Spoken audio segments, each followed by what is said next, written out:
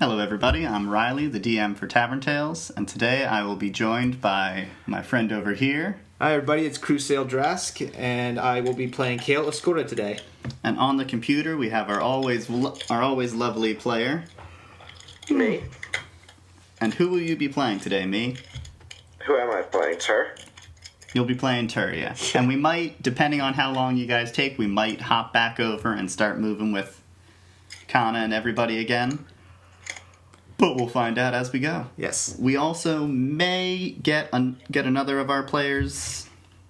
Yeah. What did Wayne go by again? Wayne. Went by Wayne. Yeah, we might get Wayne playing some Wayne, and Wayne might get a chance to explain where Wayne came from. The Yes. ship of Wayne. Yes. Well, yes. Well, hopefully we'll hear from him in a little bit. But yeah, Riley, please take us back to the amazing world of Tavern Tales. So for now, we were just over with Kana and Tucker and all them, and we're gonna slide back a little bit in time to go to Kayl, who we have not seen in a long while. He was last at the Allfather's Hammer main camp. It's right on the edge of this big lake, and when he was there, he came right up and then immediately was plunged into battle with these strange icy moths and these kind of muddy frog elemental creatures coming up out of the lake. Since then, it's been pretty much a constant stream of that. Days and weeks passed, and eventually Tur came to the camp as well, coming to find Kayl, his hero in training. But since then, the skies have just continually poured down rain, and the lake actually began to rise. The water level was creeping up onto the edge of the land, getting closer and closer to the camp. Every day, more and more of those creatures came out. The mercenary group decided that they actually needed to leave. If they stayed there, their structures would get overwhelmed. They're a mobile group, so a lot of their stuff was built to actually be able to be transported, but not everything. The camp followers have built up some more permanent structures, and as they're not trained warriors, they're not able to stand against this. They had to go. The Allfather's Warhammer doesn't have a strong presence of magical people, so no one really knew what to do. And it took a while for them to realize it must be coming from the bottom of the lake. Like, there's got to be something down there. But this is a massive, massive lake here. No one's able to swim to the bottom. You would have to be like the best Olympic swimmer ever. After some time, they decided to move. They decided to move the camp. They're going to take it away to a different location. They're going to head down to the south into the plains, and they're trying to basically save all of their non-warrior folk. While they're deciding to leave, Kayl came in.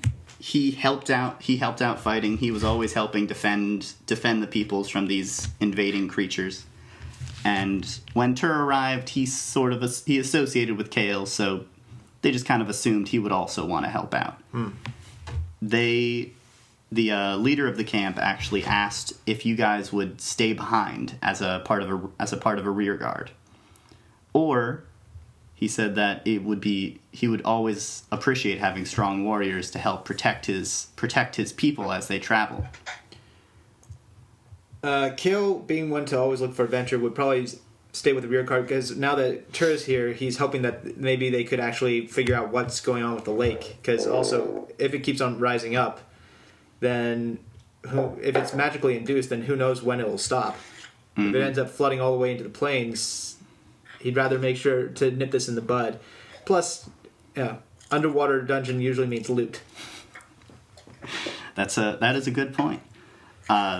But so, also speaking of that, Kayl's got a few materials he can actually try and trade around. He's got all those owlbear talons and feathers that he carried with him, because he was hoping that he could, with the Allfather's Hammer, he was hoping that there'd be some monster hunters or traders who'd be able to give him some coin, or maybe trade for some better armaments or armor or weapons.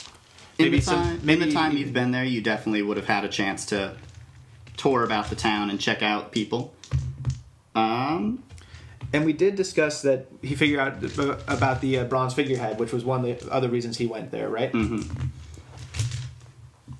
So, let's see. Which do you want to pursue more? Do you want to find the traitor? Do you want to find a traitor more, or do you want to go talk about the bronze figurehead more? Since that was the main goal for the outcasts, he wants to make sure to do that first. If he can't find a traitor, then there's always more traitors, but a person knowledgeable about ancient artifacts is not as easy to find. Wait, remind me what this bronze figurehead is? Does Tur know about it, or does Tur just not know about it? Or care about it? Tur knows about it. He was there for the siege of Greenhelm, or of of Foresthome. He doesn't know what it is, but he knows that it exists. He was there. The goblin and orc groups had them attached on these strange rods, and they were the ones that were using these big fire attacks. But nothing has seemed to come out of the bronze figurehead since. So let's see.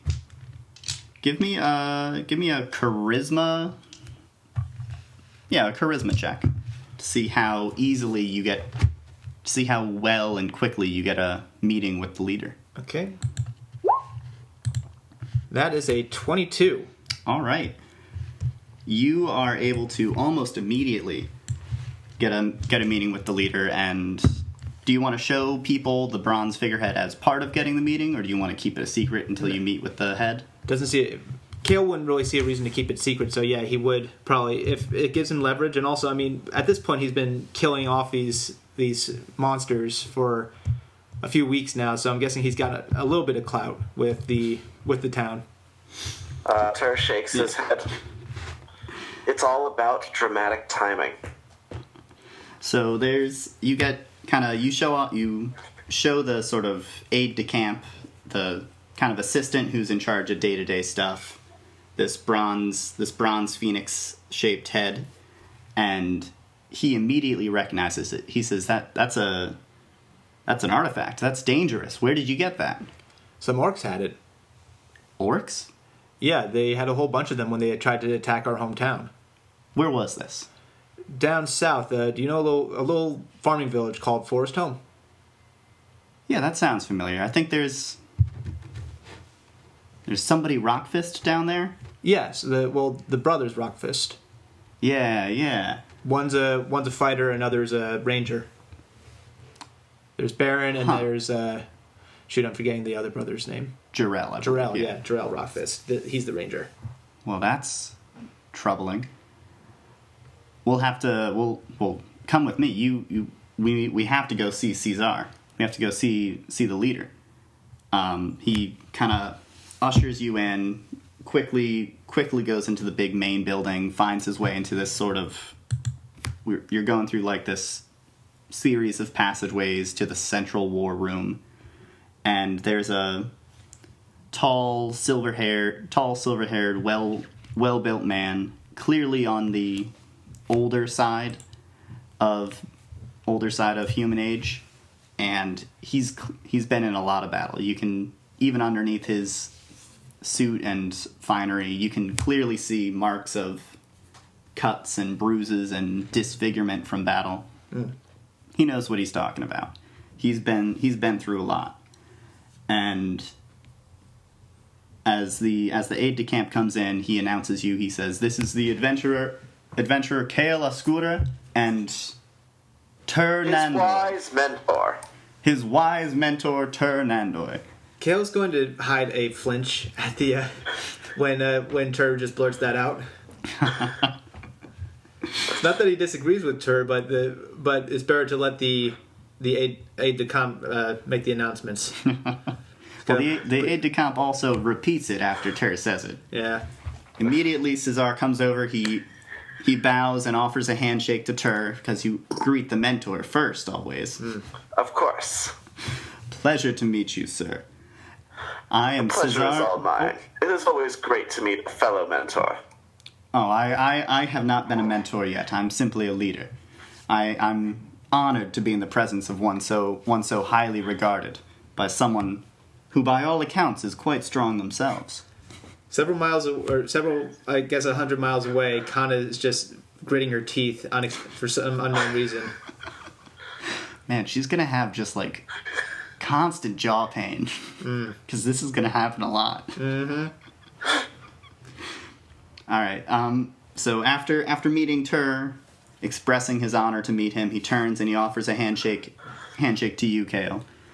Kayl, nice to meet you. You as well, Commander. I am Cesar Bijou, the commander and leader of the All-Father's Hammer. We are a well-established mercenary group from Lyon. We're focused here in humanitarian efforts. We stay out, we try and protect the world from all sorts of menaces. We need your help. There are two big issues at hand right now. One you've brought an example to us. That is an artifact from a long past civilization called the Der Technic Empire. They used unnatural and disturbing magics mixed with technology and science to create far more powerful effects than they should have had, and they dominated the world. Then there was a terrible change in the world, and suddenly they were wiped from the face of the earth. All we have now are deeply hidden, buried artifacts of theirs. Me and my mercenaries found many of these as we were just starting out, delving dungeons and trying to make a name for ourselves, and we immediately realized the danger that these things could pose. If a ill-intentioned group could ever acquire a large number of these things, they could wipe out towns or cities in the blink of an eye. Well, I guess it depends on how strong the group is, because we had an entire battalion of orcs and goblins try and use them against us, and we still took them down. An entire battalion equipped with something like this each? No, only about 5 or 6. Oh. It was like a small vanguard. He's exaggerating. I'm sorry. The battalion was real, but the ones armed with these artifacts were only a small portion of them, a sort of a rear artillery. Even that is terrifying. But the real horror is that these were mass-produced. These were as common as a sword or a dagger. And you saw the destruction they caused. They were able to wipe out tens of men with one blast. It made me fall a lot, that is true. I did fall off a lot of ramparts in that fight. So you agree, we wouldn't want anything like this to happen. Now, I've been informed that you said they were orcs. What direction did they come from, do you know? They came from, okay, well, which way did they come from? I know they came out of the caves in the forest, but... They came out of the caves to the south, right? Which is where Tur tracked them from. Right, okay. But you guys don't know where they... You guys don't know if they came from somewhere else originally. Yeah, because we tracked them to that hideout and took down their leader, but then obviously the rest had already left. And yet Kayl would relay everything you just said to Cesar. Okay. Sorry, is it Cesar or Cesar? Cesar. Cesar, thank you. He kind of strokes his chin for a moment. He turns back to the central table of the war room. There's a big map on the table, and he clears aside a few things and traces a path with his finger down from the war camp to where Foresthome is. Then he makes a stab a little bit to the south, approximately where the cavern would be. He says, "This is the cave you were speaking of?" Mm-hmm. Yes, that's the one. He jams a dagger into the map to mark the spot, and says, "We'll have to investigate that." Did you go into the cave? We did, and we actually wiped out the leadership that was in there, but also found that there were toxic mushrooms and spores that were infecting goblins that lived in the cave. They were basically plague bearers. There were goblins in the cave. It was an alliance. Before. The goblins and the orcs attacked Foresthome together, and the goblins were the ones mostly who were wielding the artifacts. Well, that makes sense. No orcs would want to use something that could be so dangerous where it might hurt them. Without proper operating knowledge, these things are honestly a danger just to hold. This is why you should give it to me for now. Well, unfortunately, this one is entirely inert. It comes with, there's a separate operating rod that you need to attach to the phoenix head. I'm pretty sure we destroyed without that. Which it's meaningless. The one that we have is the one that we got from the cave, right? That one was just an artifact we found in the cave. The ones, and that makes sense because the ones that were operational during the attack were on rods. Mm-hmm. So I guess we just got half of it, and maybe they just found scraps and they figured out because one rod was connected to one that you could only operate it that way. But yeah, honestly, I mean, if you're researchers, I'm taking it you have a researching squad in the camp. Oh no, this is all from experience. We've seen these things operated. We don't know how they work. Could you please give it to me for a while? I might be able to figure something out. As the mentor, I insist. Caesar kind of looks at Kayl expectingly. Well, very well then. But honestly, Tur, if they are actually collecting these in the hopes of either utilizing them for good, or I just feel like eventually we should make sure that it actually stays with them. I don't think it's going to do it. As I said, this is entirely useless without the staff, without the rod components. Well, and are you guys aware of any ability? Do you guys have any ability to manufacture the rod? We have not come up with we have not found any technique that works. It seems that simply smelting copper or bronze to create a facsimile doesn't function properly. In fact, it tends to make the volatility of them worse. Either they simply won't fire, or instead of firing properly, they backfire. There's clearly a component we're missing. Of course. There we go. Well, all right. And with Kayl leading the way, I'm sure we will be able to find something to replicate it, or at least nullify the effect. So if you have to deal with these rods again, maybe you can. You won't have to deal with the full effects of them.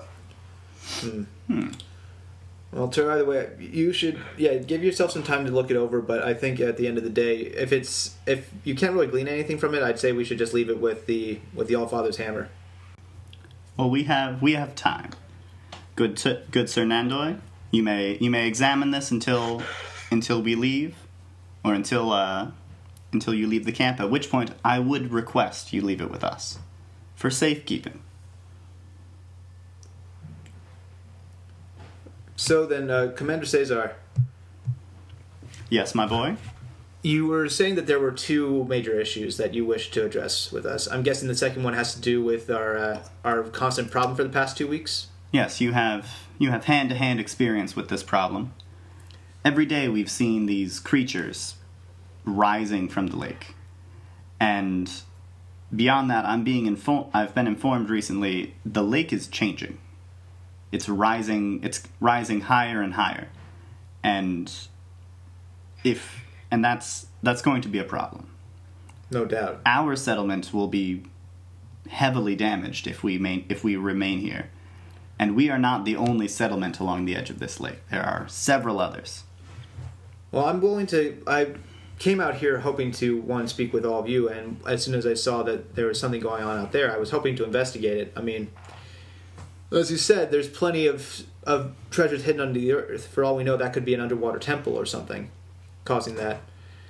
Or some underwater incantation, enchantment, or mechanism from a bygone age. Or it could just be wild fey magic, and in all honesty, I don't think that we should let that fly out of control any further than it already has. And Kayl is actually... He's going to be looking down at his battle axe while he's saying this, because you know me, I enjoy the Berserk storyline. Part of me is always thinking, if it's been doused in enough blood from those ice fae, I wonder if it's gained any magical properties. That's not a bad idea.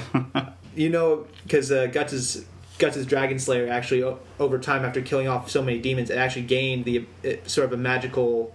Yeah, like a sheen coating that made it extra lethal. It made it actually capable of killing any demon because it bathed in so much demon's blood.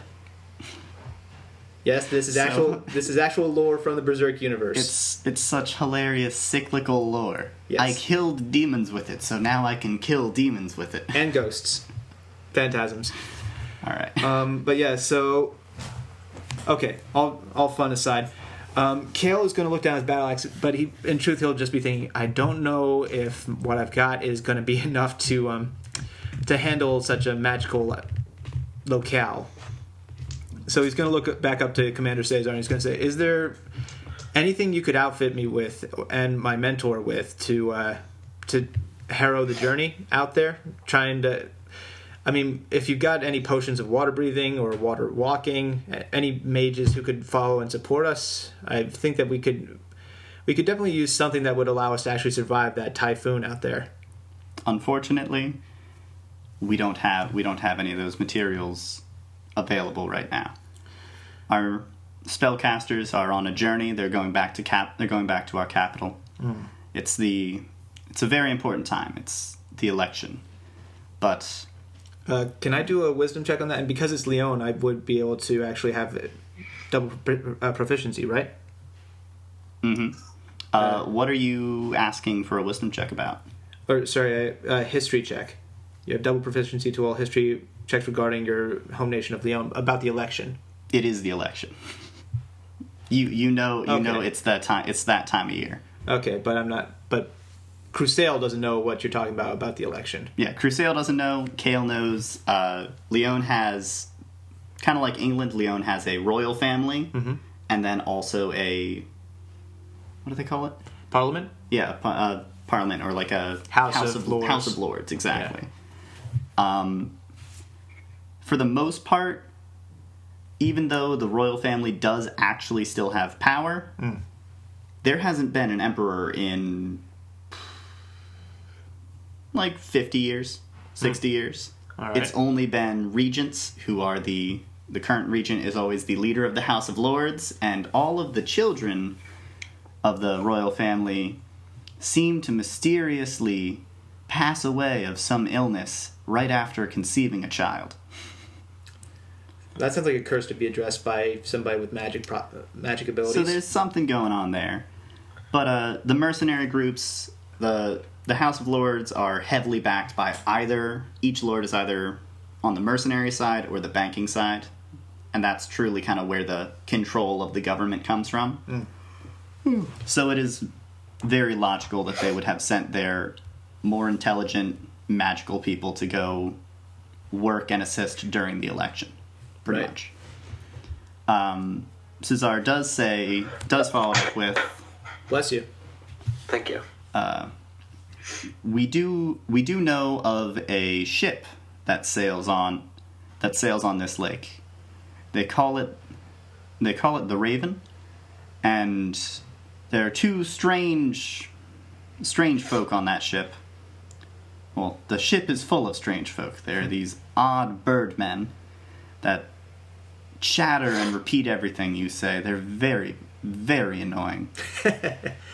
And they're two dwarves who, for some reason, they possess diving equipment, and they search the bottom of this lake. They've never explained why, but they're due to come here soon. Perhaps you could convince them to let you borrow their equipment. That certainly seems like our best option. Any thoughts, Tur? Yes, this sounds like a very noble quest. I agree. So he will draw out his battle axe and say, "Onward to the Raven!" And then realize, oh wait, anything else that we should discuss, Commander? Well, and he's still holding the pose. He's got that regal, like, onward and forward pose, but he's shifts his head to look back at Cesar. Well, first of all, don't unsheath your weapons in the war room. Sorry. And he puts it back. Second, the Raven isn't due for another 2 weeks. Oh. Well, this is a large lake. Sounds like we've got some time then. So until then, we could greatly appreciate any assistance in packing and mobilizing the buildings that can, and protecting our folk in the meantime. Of course. And yeah, Kayl would hop right into that. I mean, I'm guessing that Tur's going to spend the 2 weeks working on that amulet, or as long as it takes for him to work on the amulet. He's going to ask whether before they leave, does anyone have a pearl worth 100 gold? Not on. Not on me. Cesar says, I'm sure if you went to our treasury, they could make an appropriate sale. All right. Sorry, Commander. Is there a place where... And he's going to actually pull out the bundle of owlbear talons and the 4 bundles of feathers from his pack. Is there any place that would appreciate these or be willing to trade for nosy some better armor and weapons? Because he's going to look down on himself. His chainmail's pretty battered. His battle axe has got plenty of notches in it. At this point, Cesar is going to just kind of turn his back, say, good day, sirs, and go back to looking at the map, walking about. The aide-de-camp is going to come in. Please, with me, sirs. All right. As they walk out, Kayl's going to have a little bit of the Charlie Brown walk. Do-do-do-do-do. Just a little bit, because he thought he had a decent rapport with the commander. Thought that he would at least respond before just shooing them away. But then he realizes he's a busy guy. He's got to deal with an entire... He's got his own family to look out for. And I'm just a guy who's willing to help. So he'll perk right back up. Kayl's not one to stay down forever. All right. Kind of how he's had to live life. Yeah, he's resilient. Yeah, lest he let his soul be crushed by the weight of everything that he's endured. Lord. He's not had a fun life. Yeah, that's true. So the aide-de-camp brings you about. He grabs kind of like a parchment and starts writing out some locations for you. There's a couple sort of like traders, there's a place to spend the night, and he brings you, again, you go through this strange maze of kind of passages. It's confusing. It shouldn't take this long. It's not that big a building, but you're kind of doubling back. It's almost like he's trying to make it confusing a little bit, and he brings you to a room that feels kind of more central. Feels like it's more in the middle of the building. And there's this gigantic vault door. Everything in this room is made out of metal, as opposed to a lot of the other rooms were made out of wood and stone, kind of mixed architecture. Mm-hmm. This seems like it's probably one of the buildings that won't be able to move when they kind of try and move the camp. And by the door there is a few guards. They're in like full heavy armor, swords, shields, the whole shebang. And they're very, very attentive, and they look ready to go.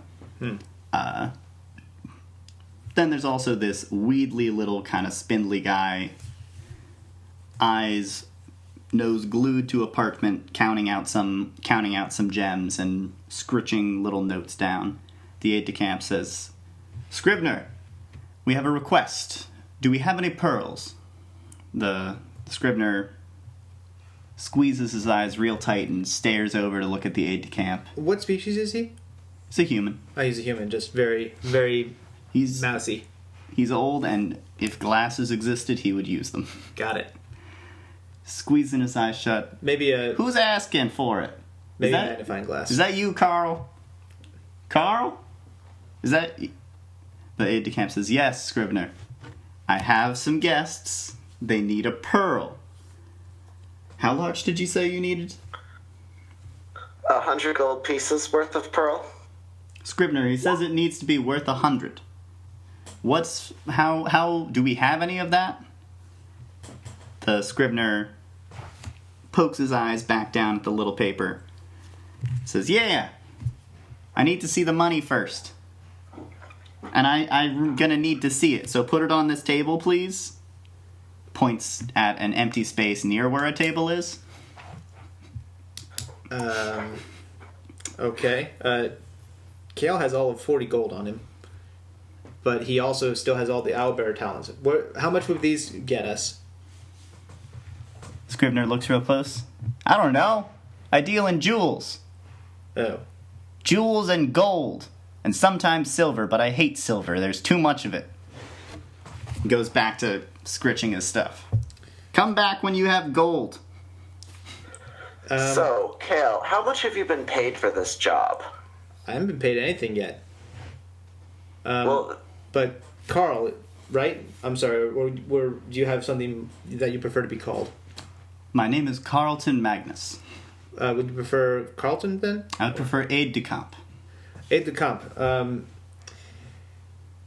Is there a place where I could actually trade in some materials? Just somewhere where we could actually get the gold needed for Tur to do his thing? Yes, sir. On this document, I have written a few traders. You may wish to visit multiple to get different options. I've put the one that I have heard is the most reputable at the top. Well, then I will start with him. Thank you. Very well. If you desire to return and you have enough for that pearl, please meet me at the front of the building. I will guide you here again. All right, thank you. Farewell, sirs. Fare thee well. farewell. Sort of escorts you back out to the front. This time, super direct, just goes straight to the front. Okay. Doesn't follow the strange, twisting pathway. I'm guessing the Scrivener likes his privacy, doesn't want people to know exactly how to reach him. That's Kayl guessing, not actually knowing. Okay. So Kayl's going to go to the list, and he's going to go to the recommended merchant. Okay, so Kayl's going to go to that merchant. Tur, are you going to go with him? Yeah. All right. So you guys go over to Bijo's Sundries and Goods. All right. Bijo. Hold on a second. You mentioned Bijo before. Yes. Oh, that's Commander Cesar's family. Mm-hmm. Oh, okay. It is a fairly common last name. There's lots of Bijos. Oh, I did not know that. But Commander Cesar is, in fact, Cesar Bijo. All right. So Kayl will approach, and he'll, I guess, knock on the counter if he doesn't see a merchant. Yeah. You knock on the counter. It's a nice solid knock. It feels like really good wood. Mahogany. You can tell the whole building. Like you can actually see it's raised a little bit off the ground. Clearly, this one is built to be mobile. This one will be able to travel with the group. When you knock, you actually also then hear somebody somewhere in the building ring a bell. It's a loud, clear ding, and then you hear a very smoothly, almost instantly afterwards, you hear a door open. Ah, gentlemen, I was told you might be coming here. Aide de camp is very efficient, yes? Yes. With whom do I have the pleasure of speaking? My name is Magnus Bijo. I'm a well-esteemed trader here, and I have several connections back to capital. I believe you are from Lyon as well? Yes, Kayl Oscura, though I am currently residing in Foresthome. Still technically Lyon. Yeah, Foresthome, the outskirts. Yes, the outskirts. the outer realms. Yes. I've heard it's very rough out there. Is that true? Rough, but it has when it's tranquil, it's beautiful. But unfortunately, the wilds lead to wild magic and a lot of wild adventures. Well, unfortunately for some, not so unfortunate for me. Fascinating. And what brings you to my shop today? Well, speaking of wild adventures, we happened to run into a nest of owlbears. Ah, fierce beasts, aren't they? Yes. Wonderful plumage. Oh, I'm glad that you feel so. We actually have 4 bundles of their feathers that we are hoping to trade. May I inspect them? Please. I fear... Well, Kayl's tried to keep them in as pristine condition as he can, but he's guessing that part of the trip is made... Give me a D20 roll to see how good condition they stayed in. Okay, is that a... and you're going to add dexterity to it. Okay, fart monkeys. Add my dex modifier? Mm-hmm. That's -1. So just make it dex roll? Yeah, that'll work. Okay. 14. Okay. So you put the feathers out on the counter, and Magnus says, Charlotte, Come here, please. I need you to handle something for me. This small little girl comes out. This is Charlotta, my niece. She's learning the trade. Kayl will smile and give her a little nodding bow. She does a very neat little curtsy. And Magnus says, Charlotta, I need you to look at these. I shall examine them first, then I want you to tell me what condition you believe they are. We shall make the sale on your decision, not mine. There's clearly a test going on here. Kayl's going to go along with, and he's not going to try and mess with Charlotta because sweet little girl just trying to learn from her uncle. He's not going to try and barter too hard, but if he can, he will give her a little experience in how to actually properly barter. Okay. So Magnus kind of looks at them a little bit. He's got a great poker face. You can't tell at all what he's thinking about the quality. You can't tell what he wants, what he's saying and not saying. Should I run a perception check? If you want, you can do insight. Okay, insight is not something I've trained in. Nat 20! All right. He is not happy with the quality, but he's not unhappy either. Got it. These are like standard quality. Fair. I mean, they weren't like dire owl bears, so it's not like their plumage would be so glossy and amazing because of age and care. So Magnus kind of finishes looking at them. He hands them over to Charlotta. As she's looking at them, he starts to quiz her. Charlotta, what do we use these quills for? And Charlotta gets a little tripped up. She was looking very closely at the bases of them, kind of plucking the wrong way through the feathers. You know how they're supposed to go one way, not the opposite? I mean, you can zip it back up, quote unquote zip, but yeah, I know what you're talking about. So she's kind of going that way. She stumbles for a second. I don't remember, Uncle. What do we use them? Do you know, sir? Survival check? Yeah, that or nature, whichever one's better for you. They're this. Nature is intelligence, and I have a 1 in that. 12. You faintly remember some stuff about owlbear quills being a source of ink. You don't know how. You don't know in what way. Huh. But their rich color is what's important about them. That beautiful purplish color. All right. Well, I have a small inkling. I know that sometimes they're used actually to produce ink, strangely enough. The dark pigmentation usually helps with that. Makes a nice regal color. That last bit's a bit of embellishment from Kayl trying to make it sound more informed. Good. Okay. Does Tur have anything to say about it with his beautiful 6 nature score? It's purple.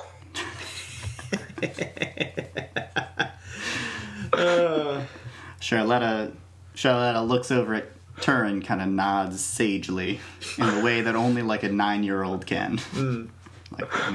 Purple. Magnus says, very, very well done, Charlotta. Engaging the customer is important in these things.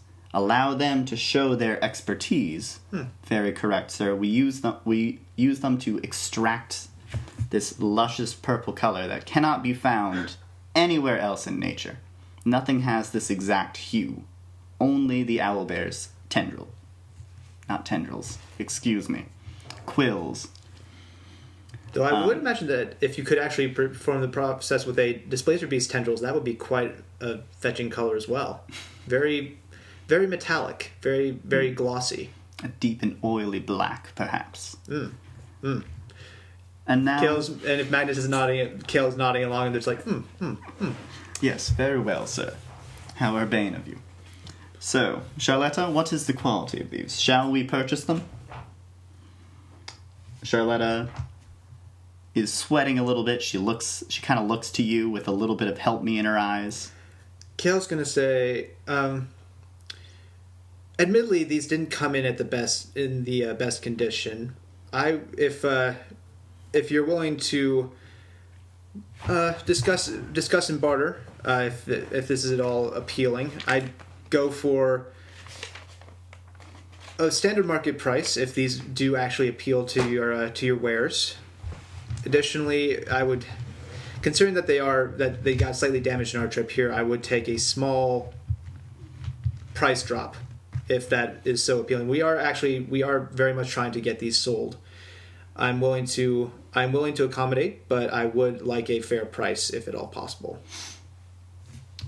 Charlotta looks back at the quills. She kind of zips the ones that she kind of ruffled up the correct way again. Turns each of the bunches over. Then she asks, were they wild or were they domesticated that you took these from? They were wild.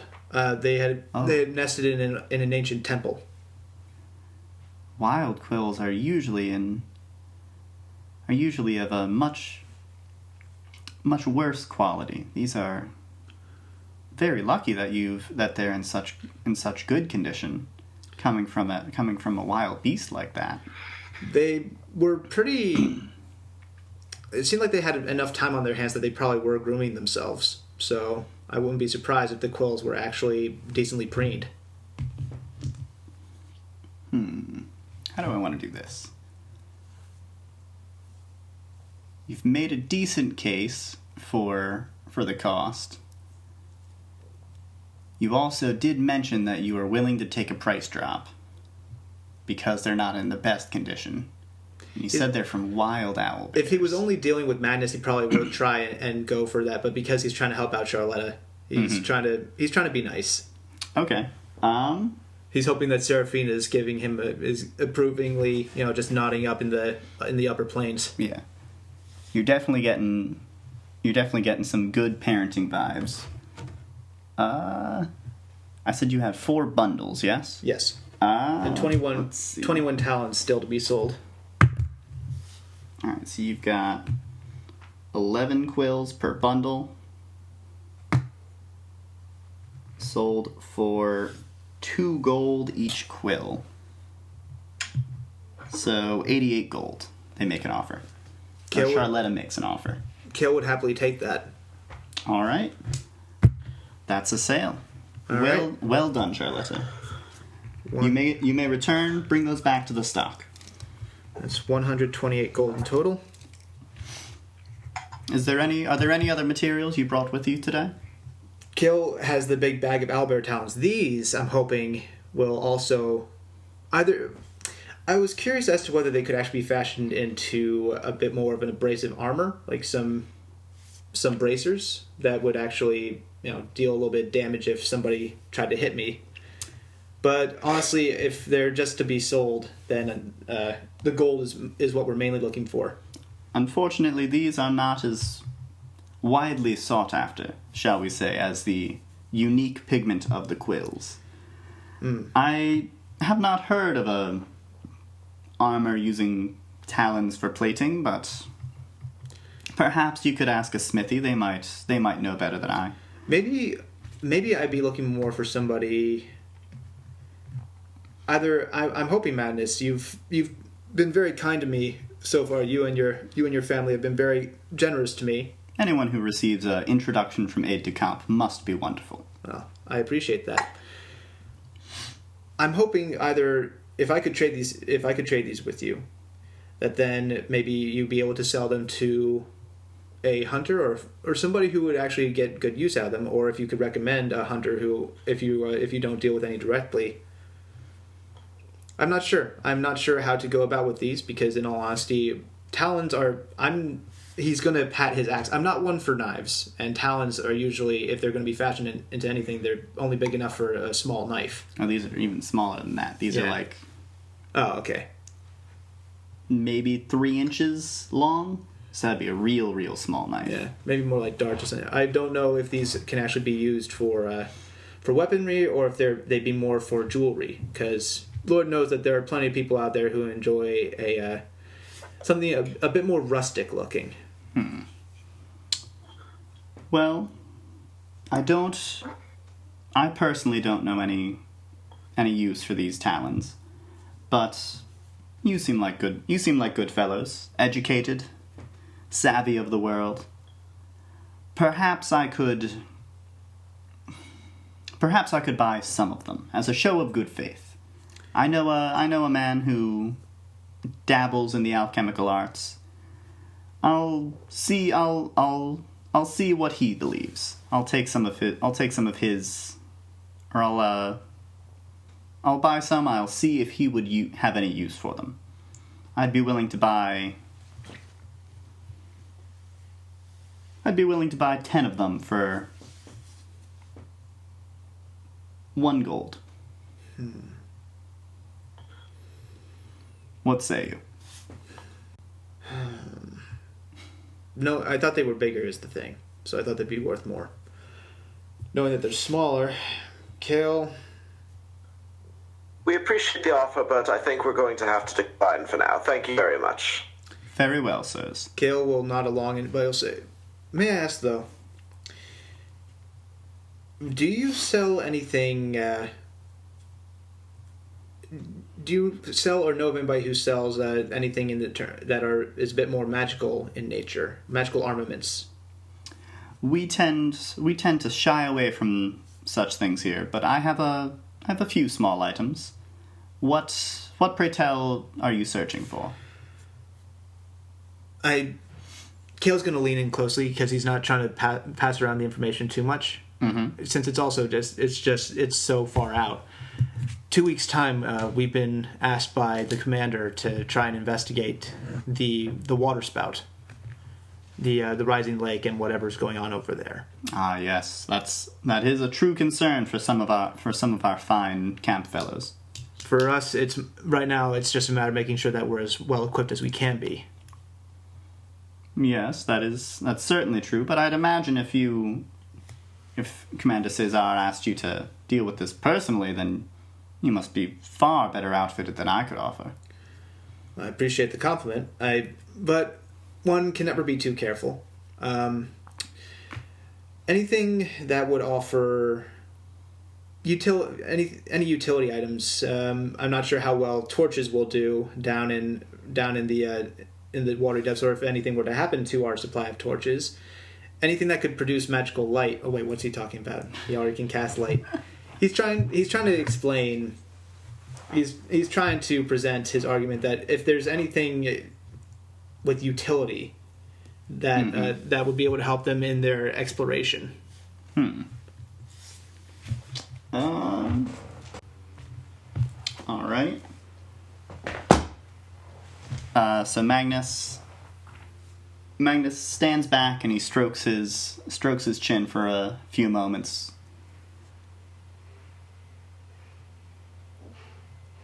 Good sirs, as I said before, we tend away from magical items here. The concept of them is a little counter to one of our purposes. I believe you may know of one of the reasons for that. But I do have a few things. Before I tell you of them, I would need to know your purchasing power. What could you offer me? I wouldn't want to excite you with something that you couldn't afford. Kayl knows that he has to reserve 100 of the gold for the pearl.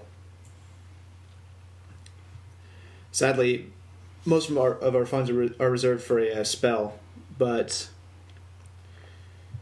I'm guessing, well, I'm sure that this will give you a chuckle. Currently, I'm working with 28 gold as my as what I can properly present to you now. Well, good sir, you are quite correct. That is a humorous amount. Kayl's gonna smile. I'm very as well. happy with your honesty. Please return when you are in a higher bracket, shall we say, of spending power. Kayl's gonna say, well, depending on what we find down in the depths, we just might have a bit to work with, and he'll just, give Magnus a coy little smile.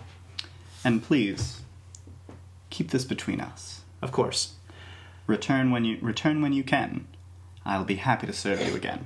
Good day, sirs. Good day, Magnus. Good day. All right, so Kayl Kayl's going to swear off the selling the owlbear talents for now. Apparently, he's got to make sure that it's actually to the right guy who can give him a price. Yeah. A price that's more than what a silver piece. I mean, it's more you gotta actually come up with a reasonable use for them. Yeah. So though someone else might know a reasonable use that Magnus doesn't. Maybe Tukra. I mean, since Magnus mentioned alchemical uses, Kayl would think, somebody who actually works with herbs might know how we could use these. Or, well, owlbear talons aren't exactly poisonous, so he's guessing his girlfriend's not going to be able to get any use out of them. But who knows? Maybe they make fun arrows. All right.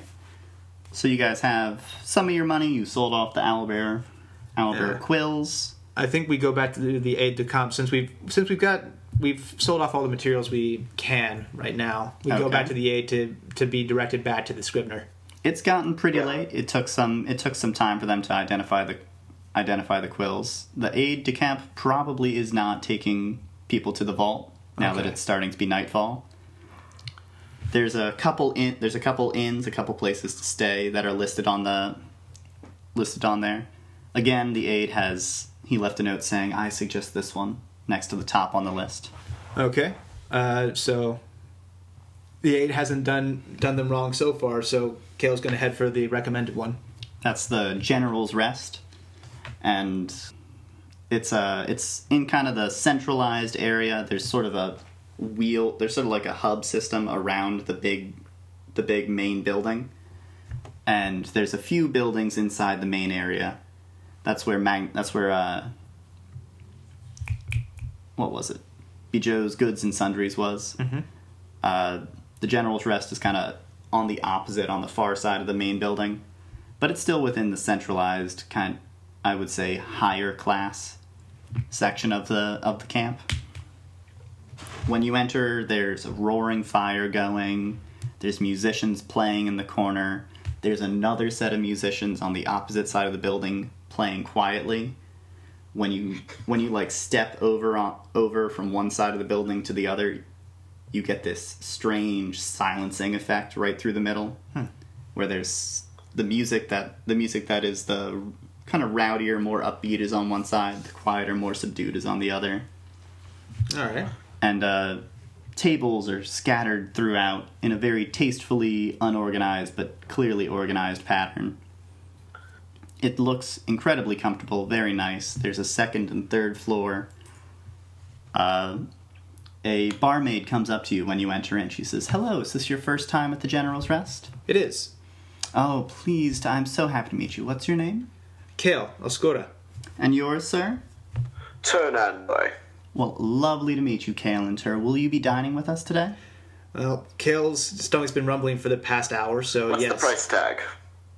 "Well, let me get you a menu. You can decide once you've seen that.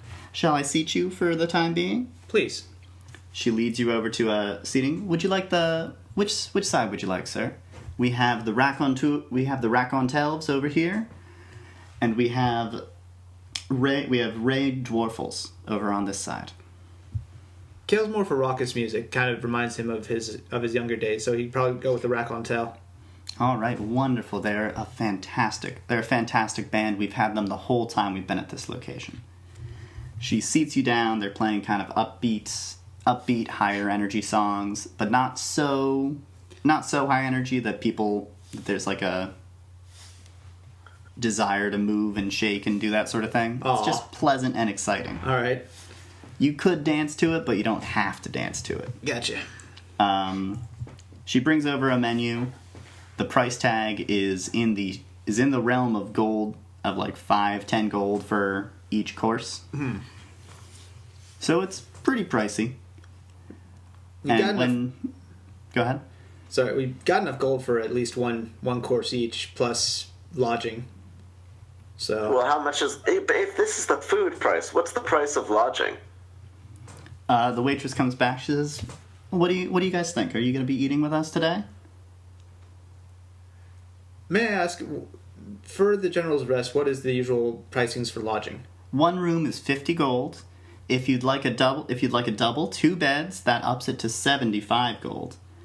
if you're looking for just a queen room, a larger bed, that's only 60 gold. We have a slight discount for couples. Kayl's gonna say, thank you. I think we will be dining in, but I think just dinner for now. Oh, that's fantastic. Now, do you have any preferences or dietary restrictions? I know some folks can't eat certain things. No, Kayl's just gonna shake his head. All right. I can only eat things that are cheap. I'm sorry, sir. I don't know if we can do that for you. I'll go ask the chef. I'll see if we can make some kind of special. There are times where it's okay to treat yourself, Tur.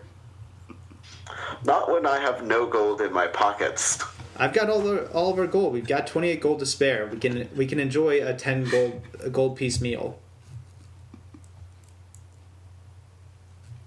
A penny saved is a penny earned. I'll let you guys choose for a little bit. I'm gonna go ask the chef about the special on cheap Oh, I thought stuff. she'd already gone. She was waiting to hear orders. Oh. So she walks off. Hold on, sorry. Oh, yes. Kayl? For me, how about this combo? Just a meat, potatoes, bread, and a big pitcher of ale. If that's a 5 gold thing. Ale. We don't carry ale. But what was the alcohol situation?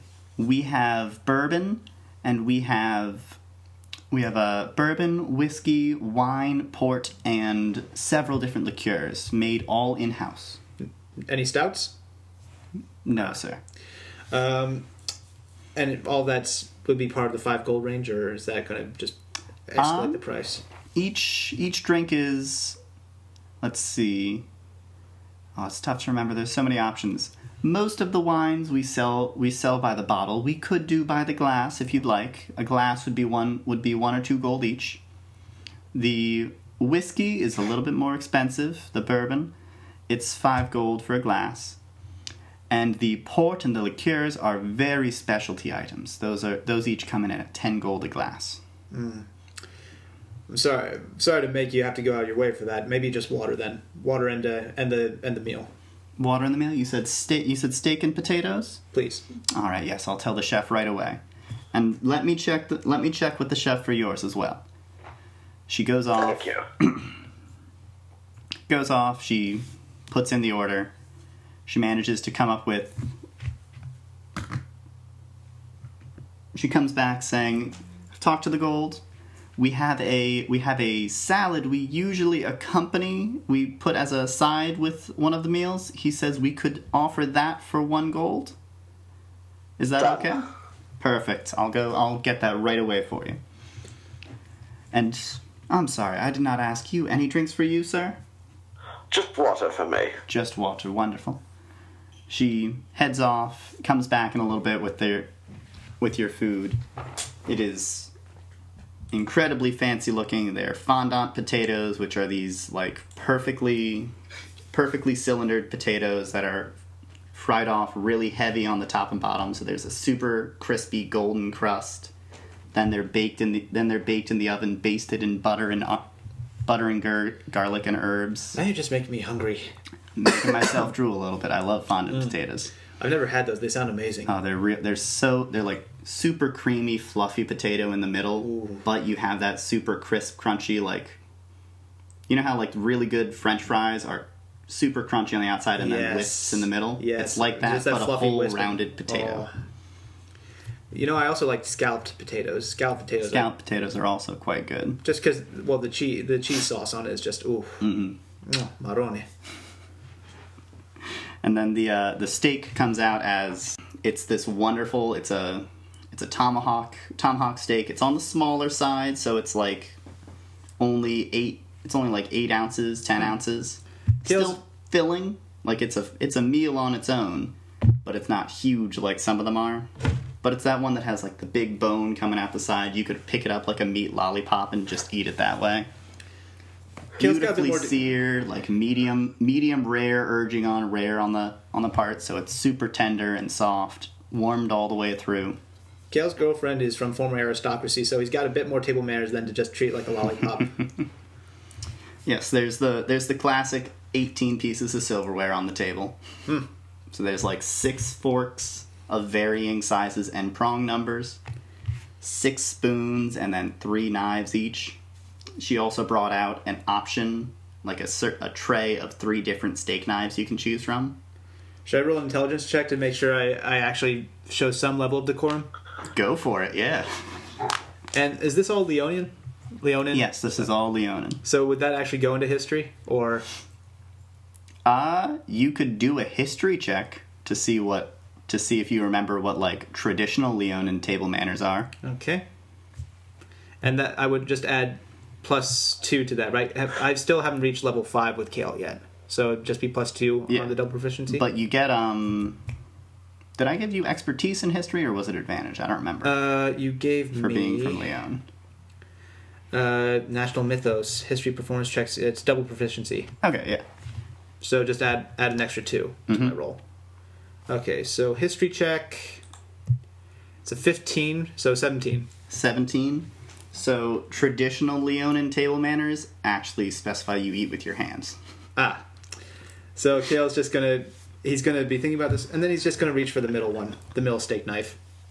Very, very good choice, sir. That's perfect for this style of steak. Heavy, but not too heavy. Thank you. It is quite possibly the best meal Kayl has ever had in his life. This is worth 5 gold. Excuse me.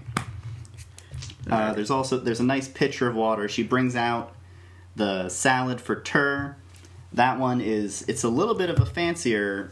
It's a little bit of a out there salad. It's a sort of a spicy, peppery kind of green, like thinking arugula, paired with oh god, what's in this? Halved roasted grapes, pecans. What cheese is in it? It's not mozzarella. Is it blue cheese? No, goat cheese. Crumbled goat cheese. Come on, you're killing me. And a raspberry lemon vinaigrette. Very, very light. Just an extra little bit of acidicness to it, but there's some sweetness on it. The grapes add a lot of sweet flavor. There's some crunchy nuttiness from the pecans. And she gives you a little wink. I made it an extra big bowl for you. Aw. Oh, thank you. Alright. So I guess our heroes will enjoy their meal and then go and find a cheaper place to bed down. Seems like a good idea. So that's 9 gold for the whole meal. Oh, 9 gold. Okay, so I'm down to 119.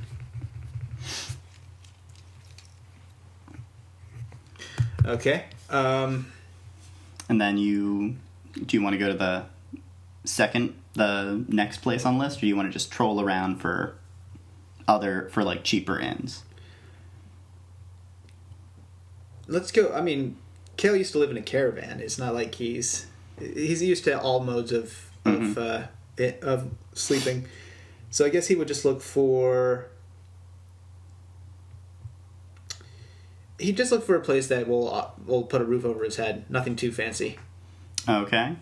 So for that, you kind of head out to the outer ring, the less kind of upscale, ritzy sort of part, and you're looking around. You see a sign that has a bed, and it's very confusing. You're not quite sure what it could represent. But there's a person horizontal, like diagonal above the bed with lines pointing to the bed. Do you want to check out this end, or should we move on to another one? Might as well check it out. It's here. All right, you come in and there's a boisterous guy. Welcome to the Falls Inn. How you doing? I'm well, and yourself? Oh, it's fantastic, except for all this god dang rain.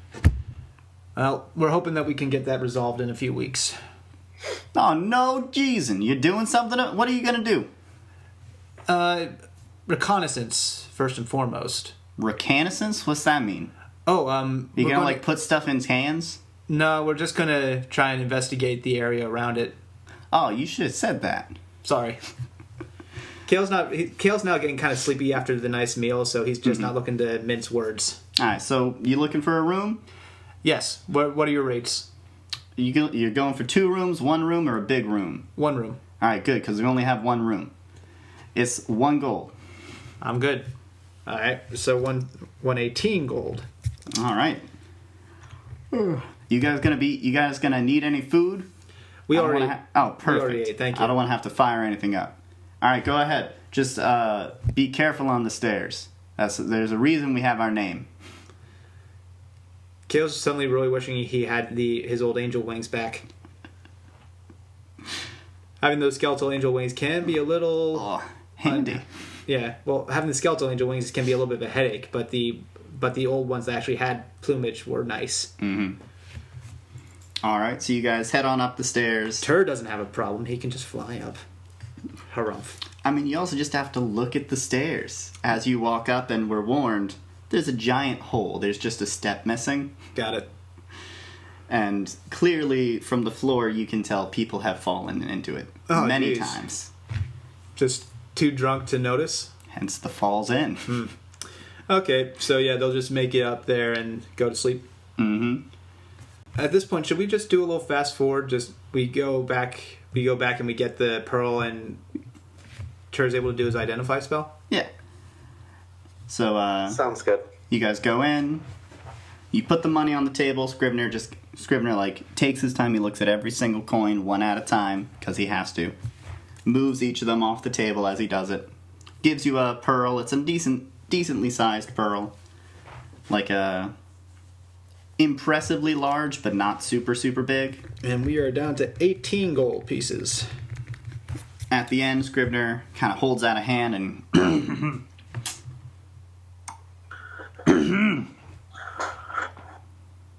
Fine. He'll put in... Wait, didn't I already pay him the 100 gold? Yeah. He'll put 2 gold. I give him a high five. Kayl will sigh and grease his palm with 2 gold pieces. Scrivener first gets the high five. It's like, what the hell? What was that? Is something else? I thought it was just you. Gets his 2 gold pieces. Thanks, sir. All right, you have a good day now. Goes back to counting. Just pockets the 2. So, Tur, you're going to cast Identify. Yep, I'm going to ritually cast Identify. Okay. And what are you casting it on / are you doing it with Kayl around? You're going to get some time on your own to do it? I think I'm going to get some time on my own to do it. Okay. Forget, does it eat the pearl? No, it doesn't. Oh. Well, that's nice. Yeah. Sweet. One-time purchase. Gotta love it. I mean, do you have... I thought you had a spellcasting catalyst. Like a rod or a wand or something. I do, but it doesn't satisfy that part. Got it. Mm-hmm. Okay. So spellcasting's always been a little weird to... Yeah, or not weird, just... some things, if it has like a listed gold value for the material, right, the gold value you need to legitimately have it. Right. The gold value is what I'm thinking of. Unlike Resurrection, where you need a diamond that does get expended. Which, if you could, most of the time it gets expended if it costs money. If you had the GP, or if you could just keep that diamond over and over again and just keep on resurrecting people, that'd be pretty broken. I mean, at the point you can do Resurrection, you can probably find a way to get 1,000 gold, not that difficultly. It's True. Finding a diamond that is worth 1,000 gold that is difficult. True. Alright, so you're identifying... Yep. What are you identifying again? I don't remember if I asked yet. I'm going to start with the little statuette. With the little bronze figurehead? Okay. Yeah, considering it's unlimited. Cha-cha-cha. Did I write down / where did I write that down? Alright. So you learn that it is an item called a scorch stick. Whee! And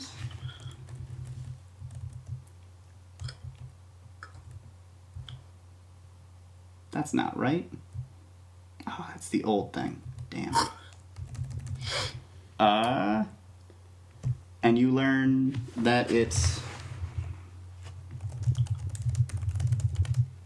lets you use multiple attunement slots to attune to it, and the more slots you expend to attune to it, the greater its effect becomes. Interesting.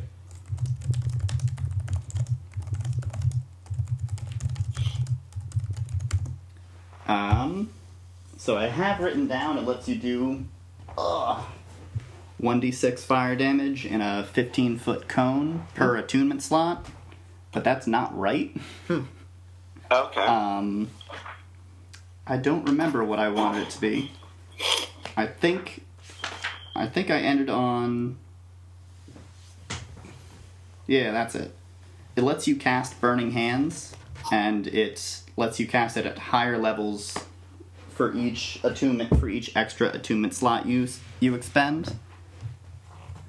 And it also...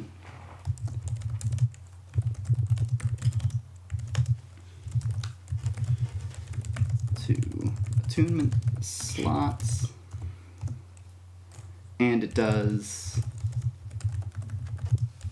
triple damage to structures. There we go. The identify also tells you absolutely need the rod. Like, the rod is what initializes the spell casting. And what happens if you don't use the right rod?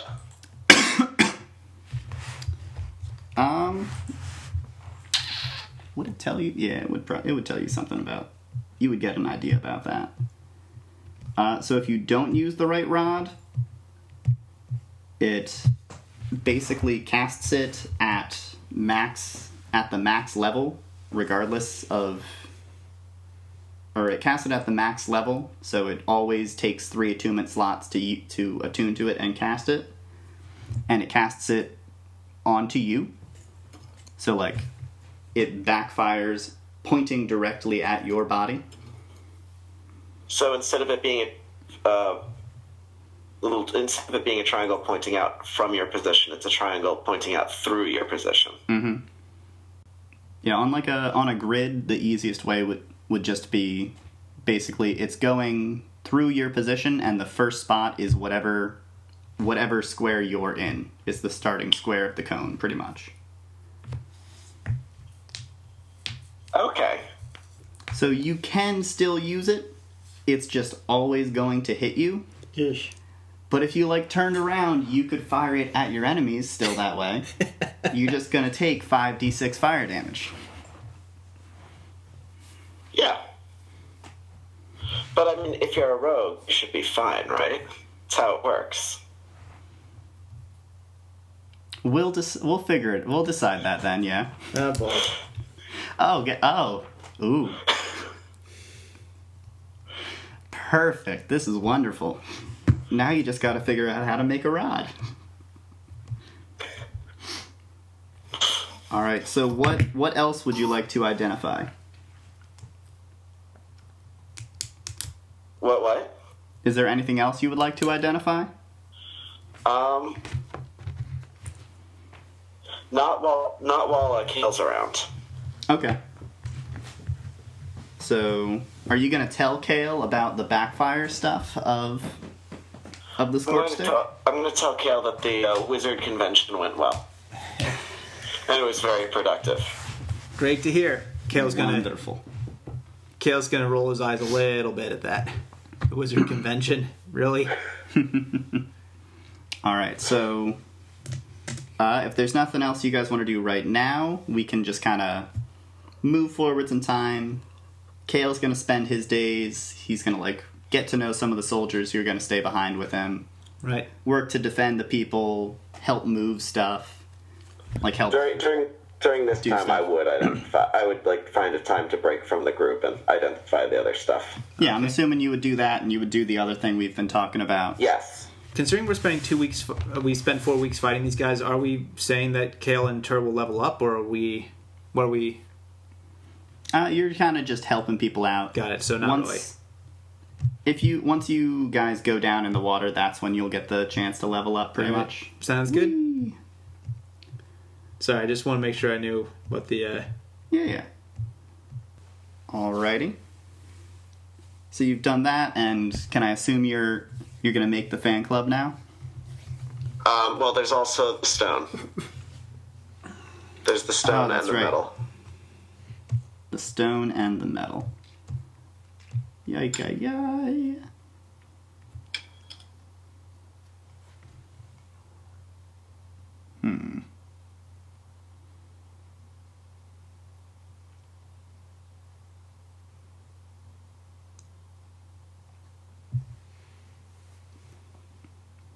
So the stone takes a couple different tries to get it to work.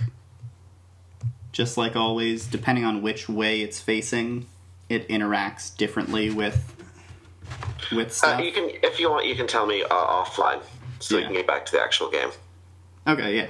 I'll send that stuff to you later. And at that point, I also have a question about the Arcanist feat. Okay. If I can take it. Yeah, I'll take a look at that later. Okay.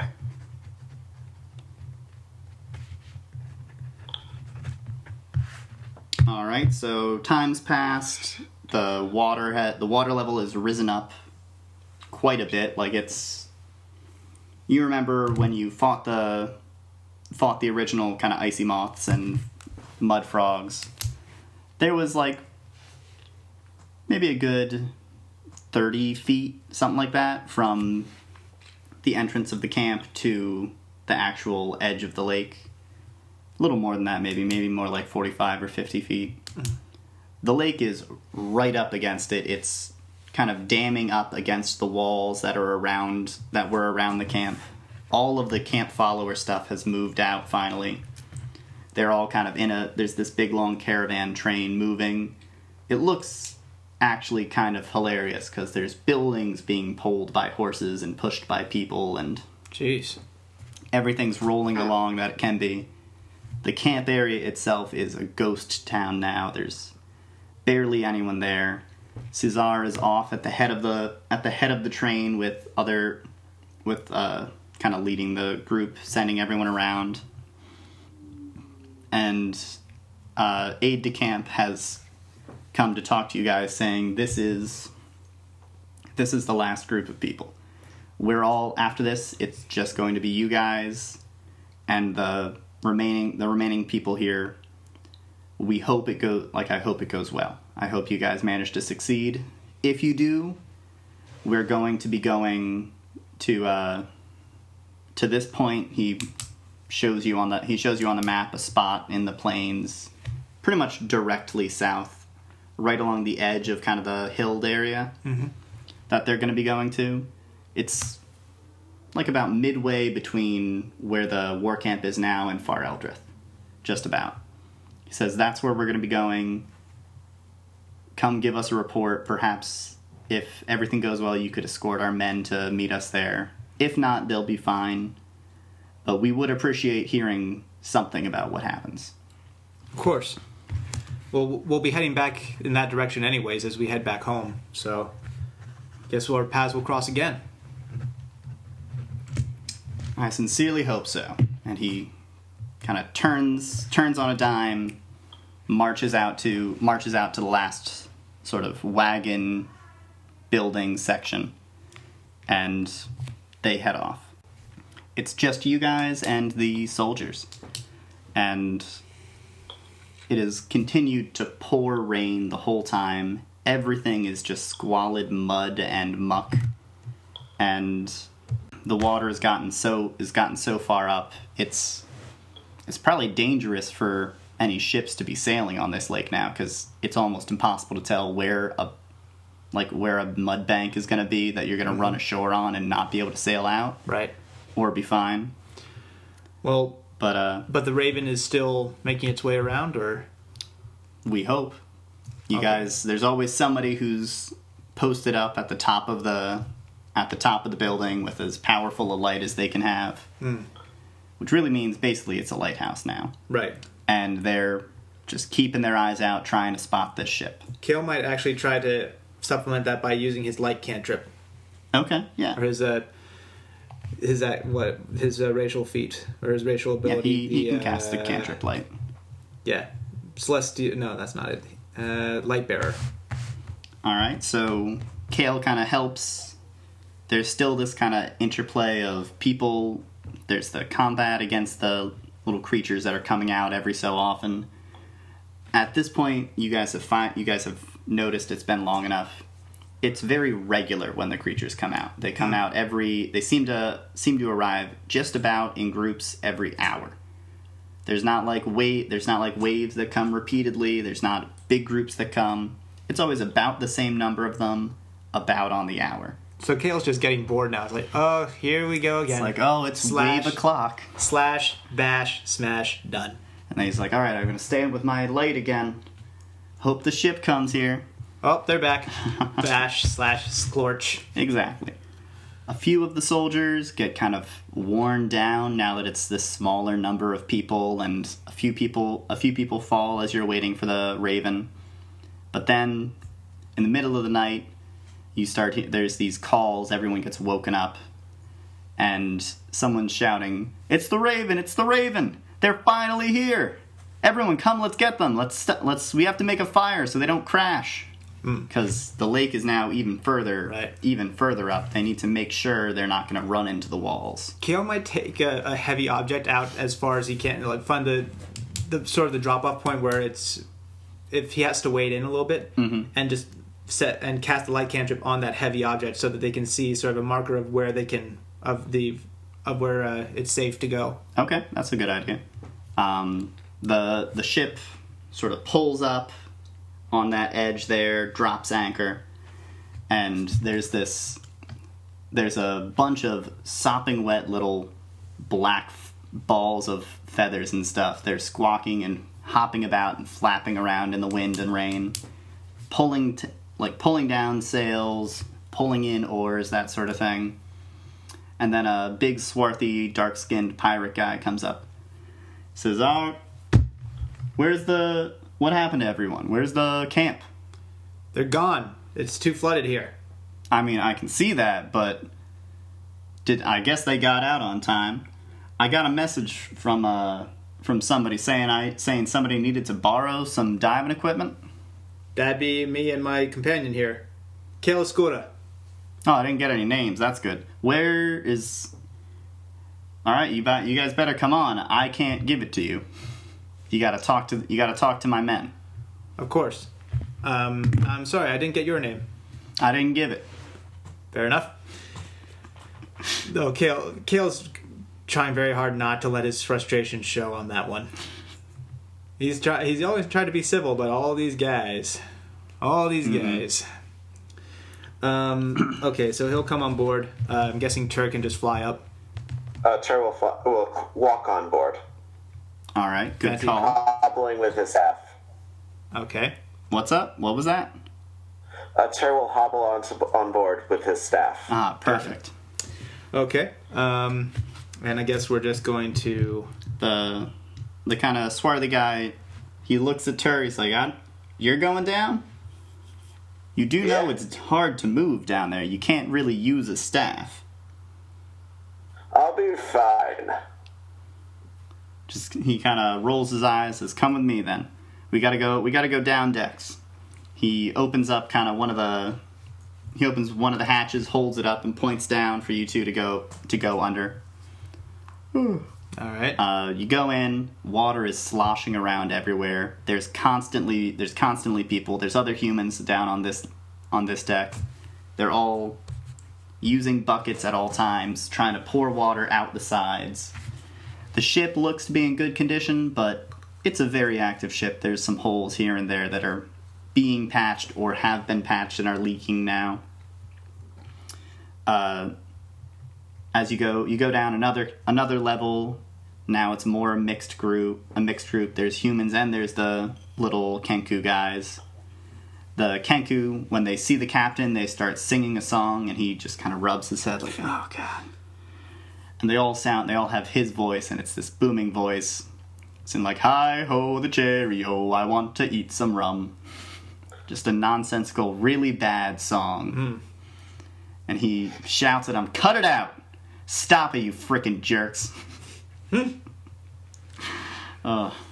then he gets a chorus of that back at him. Yeah, exactly. You gotta be careful with Kenku. You really need to teach them better songs. I tried, but they like that one. This is why those birds are just so irritating. I wish I didn't have them now, but they're half of my crew.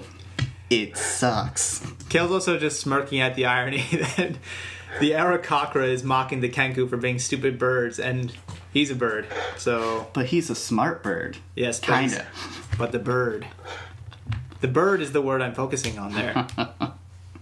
So he kind of just walks on. Come with me. Ignore them. And now you're into this. Yeah. When I see wait, Kayl, are you actually saying anything or no? Kayl's not commenting. He's as worn down, or not as worn down as the soldiers were, but he's just kind of cranky. He wants to get to the actual adventure. Okay. Then never mind. He's been doing the same thing for 2 weeks. He's kind of in a rut. Mm-hmm. So he takes you down the final one. There's nobody else on this bottom. Well, it's not the bottom layer. It's this weird kind of mizzen middle layer in between. It's small. How tall are you, Kayl? Kayl. Or rather, how tall-ish is Kayl? 6 foot, exactly. All right, yeah. You have to bend down a lot. Oh. He's the sailor is like 5'8". He's hunched over really, really low. Tur, you're fine. Right. But it's like 4.5 feet tall at most. This weird little extra layer. It looks like the Kenku would be fine. And at the end, we were kind of near what's the back of the ship? The aft? Yes. The aft. Yeah. We're at the aft of the ship, or and there's the stern. No, I think it's stern. Aft, No, I think, might aft. be a side. Really? Yeah. I Well, so. I mean, the stern, whichever one it is. the stern and it's the that aft. one. The stern and the aft, I think, are both hind parts of the boat. Mm-hmm. But we're at the back of the boat, and there's this kind of mechanical contraption being worked on by these two creatures. They're dwarves. They're talking in Dwarvish to each other. It sounds like rocks kind of grating on each other. It's weird and interesting to hear. And they're constantly trying to fix something, taking a bucket to scoop some of the water that's accumulating and pouring it on a hot part. Classic sort of fixing stuff, dwarvy things. And there's these hanging on hooks from the wall. There are these very strange, gangly, bubbly suits that are like layers upon layers of leather with weird fur stuff on top of it, and these big glass sort of bubbles next to them. Kayl's thinking, this is not going to be comfortable. What is this madness? The captain says, just a second. What kind of naming did I use with dwarves?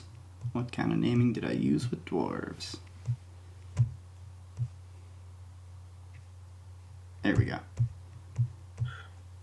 Tur says, I suppose this is why I've heard stories about wizards who always cast breathe water, even if they're just in a desert.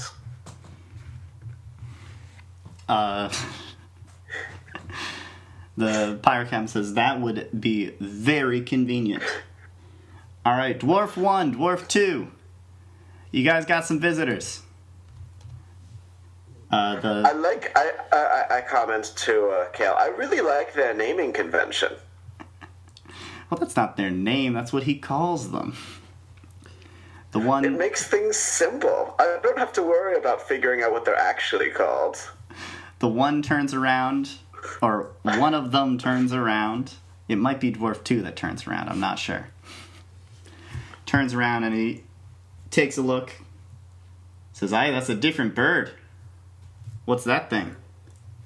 Is that one of the people? Is that someone here to talk to me?" Yes, that is. Oh, God, it speaks. It's calling you the bird. You're this tall, gangly thing to him. Moving forward, Kayl is going to extend a hand and say, "I'm Kayl Oscura." Oh, pleasure to meet you. I'm Roger. Holds out his hand, real big, like real firm grip, does the warriors grab the wrist thing. Kayl would reciprocate. What are you doing here? We're hoping to find out what's causing that massive maelstrom in the middle of the lake. Hell if I know. What do you need us for? Your diving equipment. We were told that you can actually get us safely to the bottom to explore. We can. I don't know if you can wear it. It's stretchy, but I don't know if it's that stretchy. You want to... I guess you can try. Kayl will try. It's okay. He doesn't mind being very, very uncomfortable. Oh, perfect. Then it'll be fine. I travel with him, don't Now, how can you promise us we're getting this back?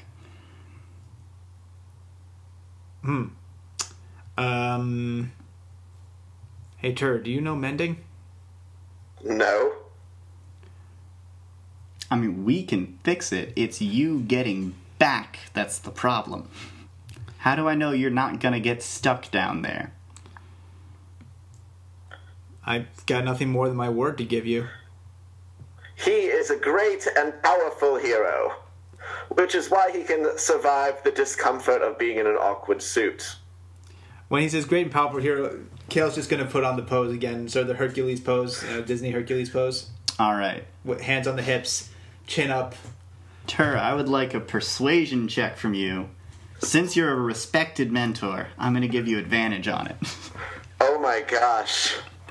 Oh boy. Oh my gosh.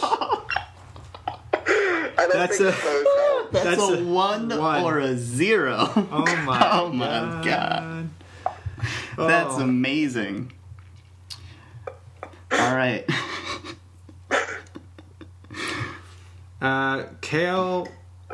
Kayl might try and do his own Go ahead and well first tell me how are you gonna get past Tur? Kayl's gonna say Tur has set up a roadblock in front of you. Look.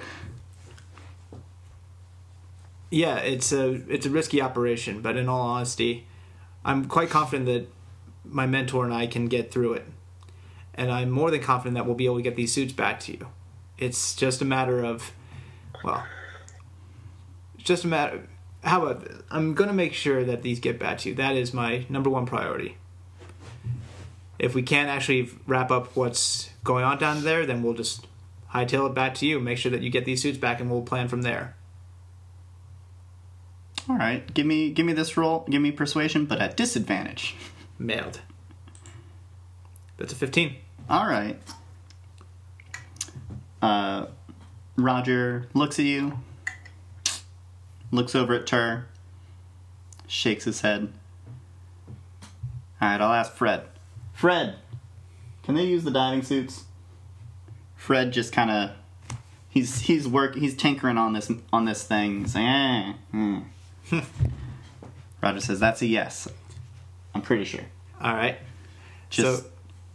Let's just do it fast. Yeah, Kayl's gonna.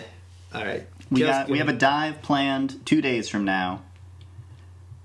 It'll be 3 days since we'll have to wait for you here.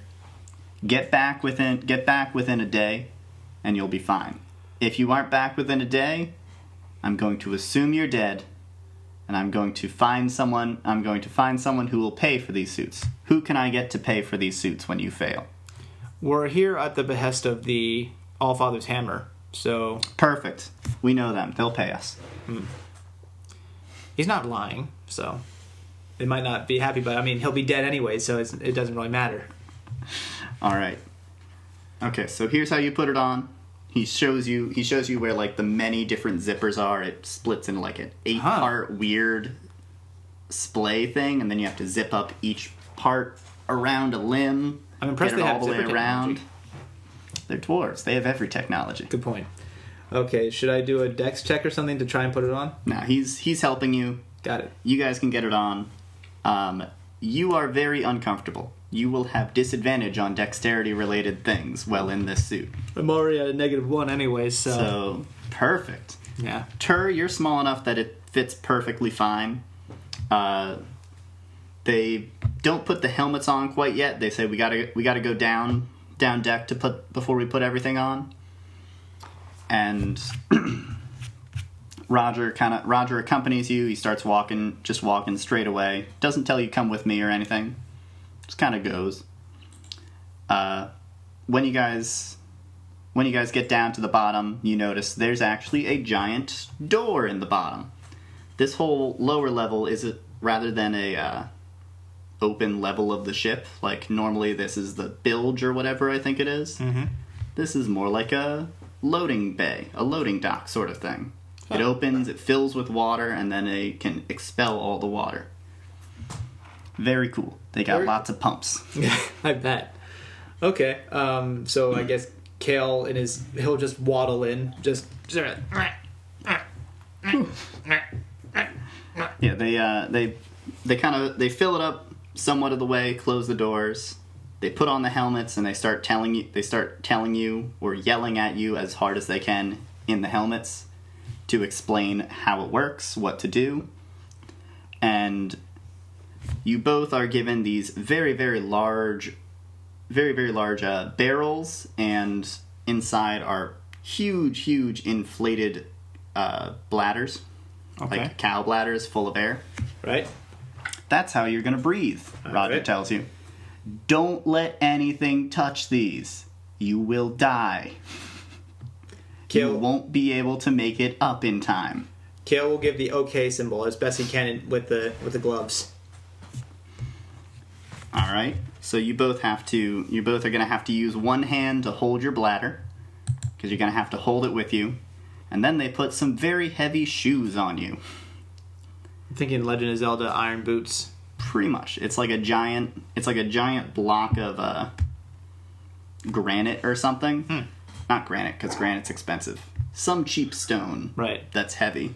And they wrap it around your feet so that it will pull you to the bottom of the ocean. Got it. Or bottom of the lake. Okay. All right.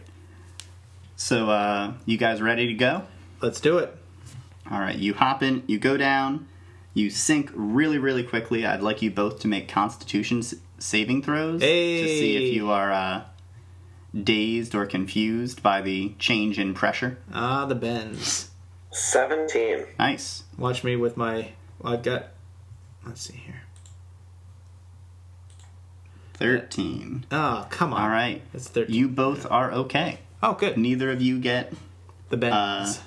Sick or dizzy. You sink down, and the first thing you notice is, this is weird. Lakes usually aren't this deep, and they aren't usually like straight line cliff down deep.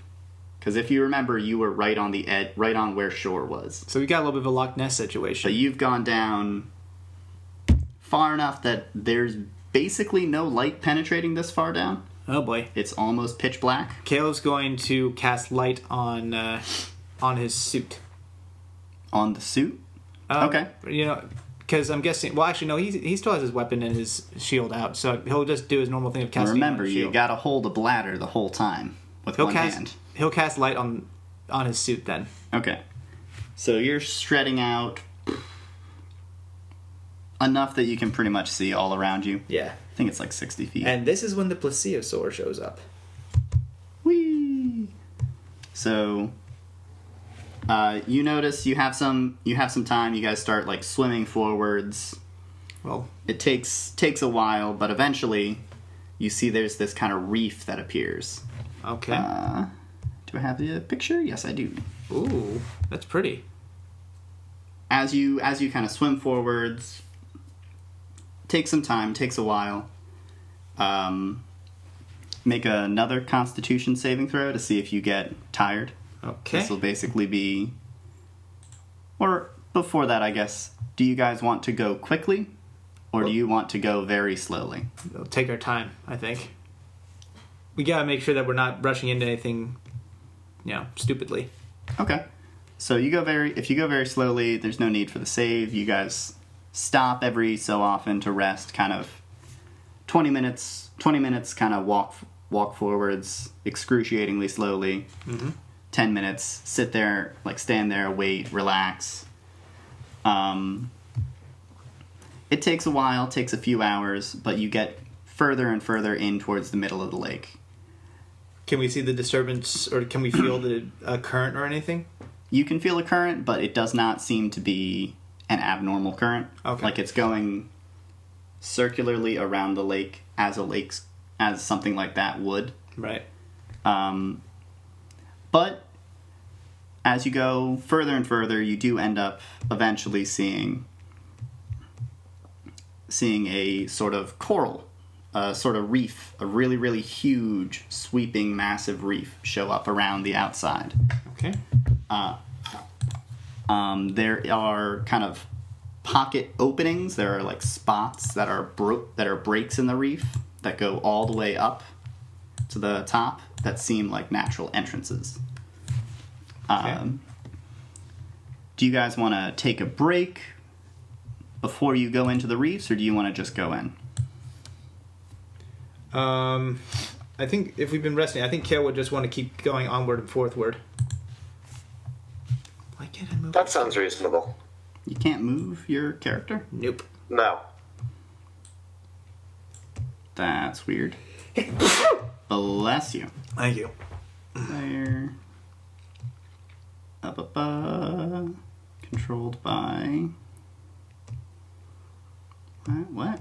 It shouldn't be like that. Oh, okay, I can move him now. That's very odd.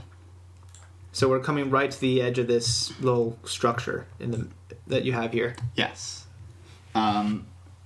So the light gets even... Kind of what little light that did make it through is completely blocked by the coral now.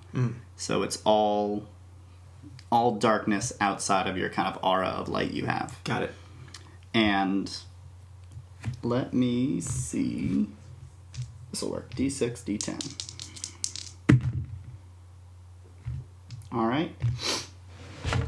So that means this thingy up here, here.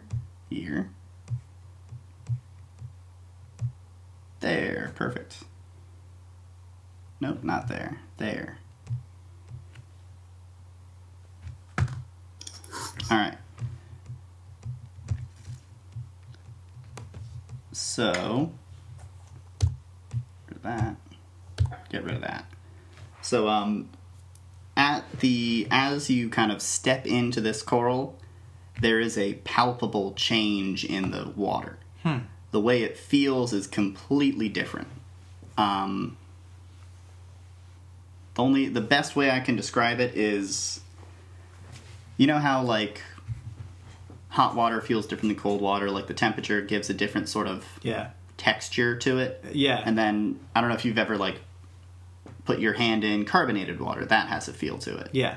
And then there's Sharper. the distilled water where that also has a little bit of a weird textural difference is the best way I can say it. No, I know what you're talking about. It feels like distilled water. Huh.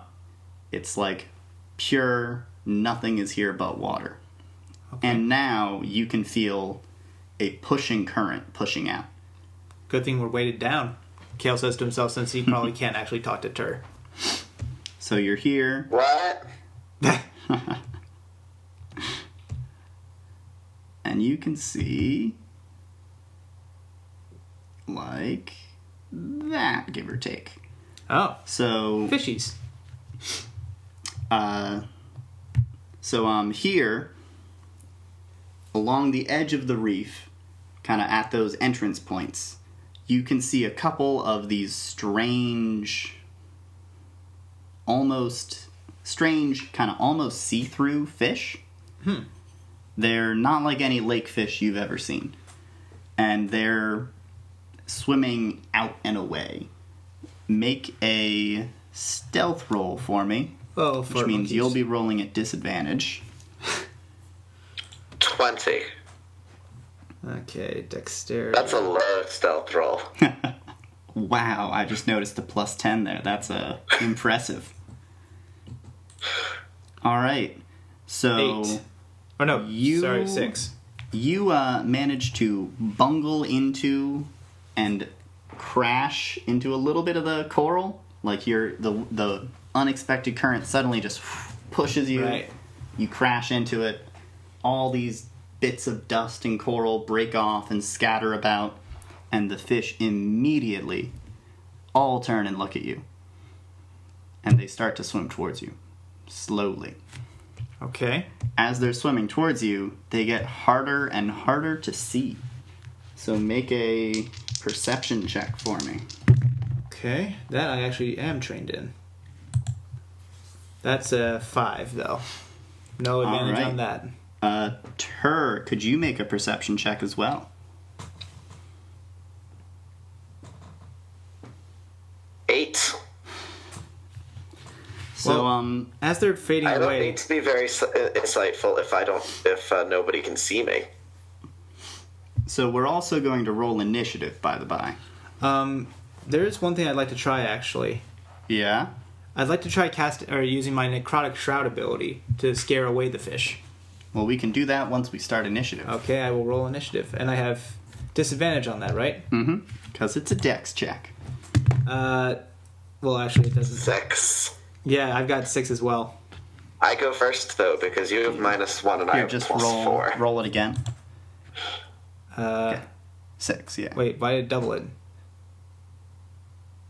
I'll just say the 7. Interesting. Maybe Wait, what? Are we rolling again? No. I'm rolling for disadvantage. So, but yeah, I still have the 6. But you go first because you have 4 dex versus my -1.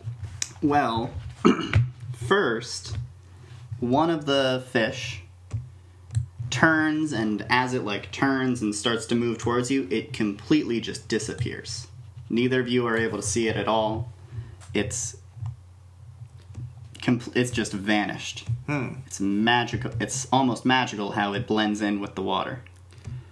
Whee! Okay. Well, Kayl has his axe out. He opted to have his axe out rather than having a shield out, along with his little airbag. Now I gotta get this thingy out.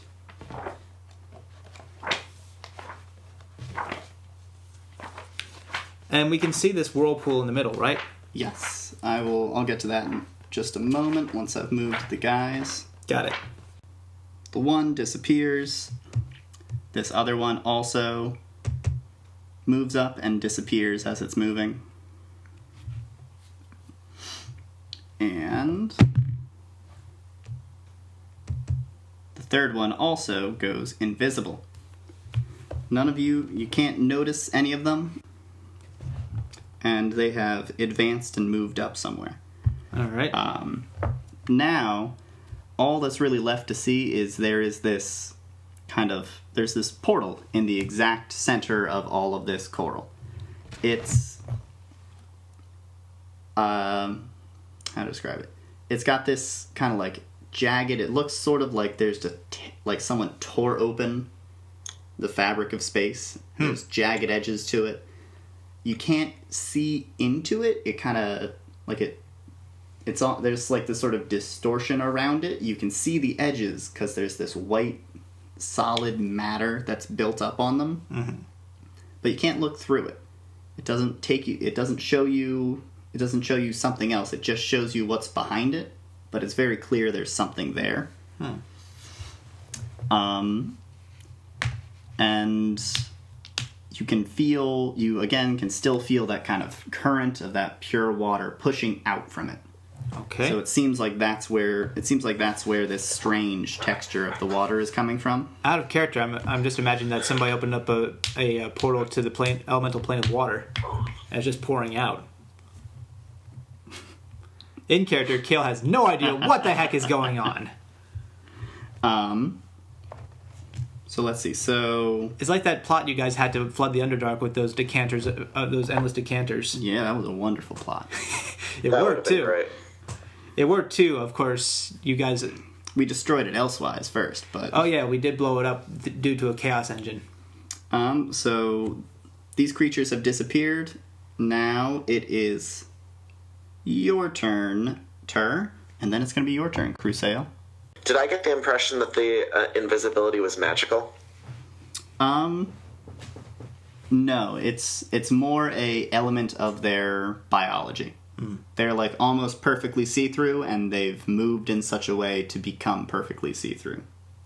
So, I have another question. If I teleport with Misty Step, does that teleport just me, or does it teleport the suit as well? That is a brilliant question.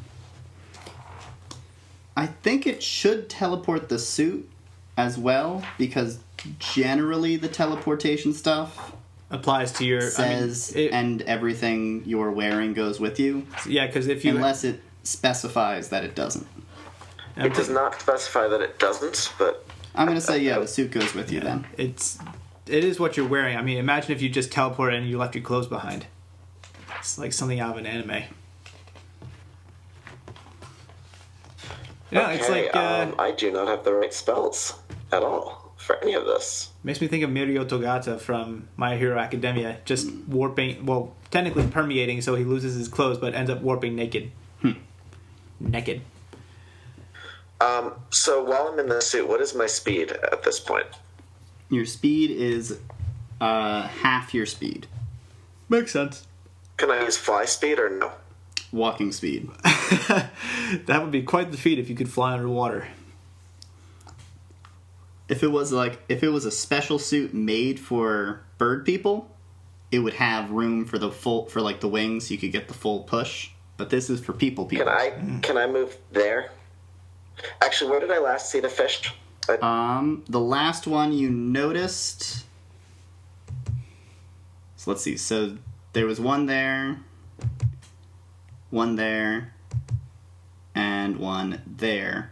And you saw them, they kind of vanished in the square in front of them each. So those are the last known locations. Okay. I guess I'll just leave those there as last known locations. Okay, can I move towards this and try and continue hiding? You want to keep hiding, like, in the coral? Yeah, you can do Yes. that. Move 10 feet and hide in the coral. Alright, go for it. You feel 19. like you've managed to sort of like stuff yourself in with the coral very, very well. You don't think people are going to generally notice you. Alright. Kayl, what are you going to do? Alright, Kayl, having marked their last known locations, he's going to shift up one into the coral. And since he can't really do much else at the moment, especially since his speed is hindered, he is going to use his necrotic shroud. Meh. There we go. That was the button. Use my action to release the divine energy within myself, causing my eyes to turn into pools of darkness and two skeletal, ghostly, flightless wings to sprout from my back. Imagine that. That just feels like that would be the weirdest thing to see as Asmar in a cramped diving suit with these wings sprouting out of his back. And I just imagine it's sort of like with Mysterio, where he fills it up with smoke. Ghostly is good. Yes. So it's not going to break the suit. No, thank goodness. But I just imagine that rather than his eyes going dark, it's more like the entire fishbowl fills up with darkness. So he's like an inverse Mysterio. But now the fishies... A charisma save. Yeah, any fishies within 10 feet must make a charisma saving throw or become frightened until the end of my next turn. Also, unfortunately, Tur must make a charisma saving throw. Ah. Alright. Sorry, Tur. Let's do there. It's okay, I know that you're a harmless ducky. Alright. So it's a DC saving throw of 8 plus my proficiency, which is 2 plus my charisma. So it's a DC saving throw of 13. 13, okay. So you were there, moved there, did that. So on the next round, wee.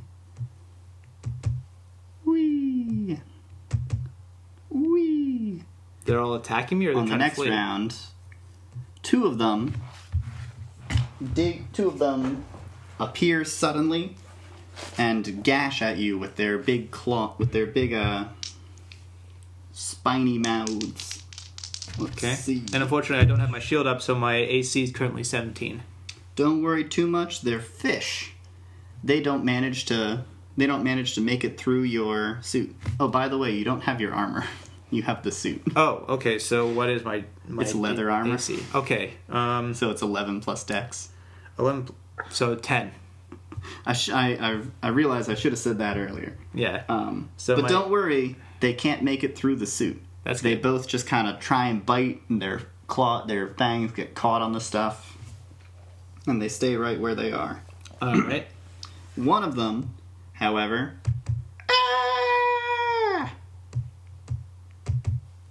and swims as far away as it can.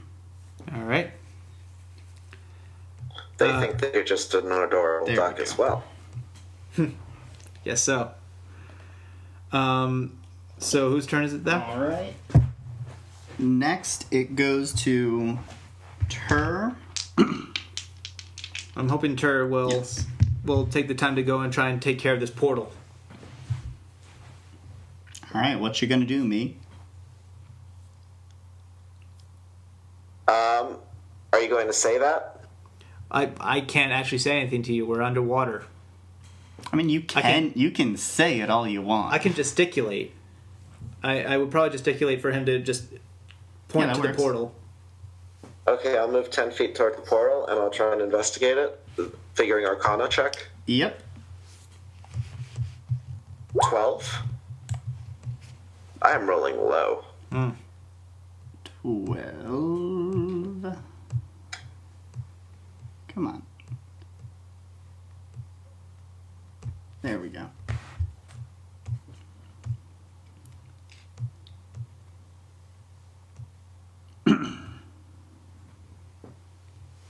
Alrighty. So, you aren't able to discern what is kind of magically happening with it, but what's your passive perception? Or what's your perception bonus, rather? +0. And are you trained in perception? Yeah, you're not trained in perception, are you? Kayl is. No, I'm... Yeah, but you're not inspecting it. No, I'm just trying to keep the fish at bay. Maybe we should reverse our rules, but it doesn't sound like Tur's got the spell set for this particular scenario. You kind of you can't figure out what's going on magically with it. You definitely figure out it's as magical somehow. You do notice there's no magical circle discernible anywhere. You don't see like a thing that somebody made to summon it. So this seems to be some sort of freak accidental thing that happened. Or perhaps somebody somewhere else made it happen. Wherever the portal is coming from, maybe they made it there. And it opened here. You get a better look at the sort of white fit stuff on the outside of the portal, and it seems to be some kind of solid substance. Do you want to touch that stuff?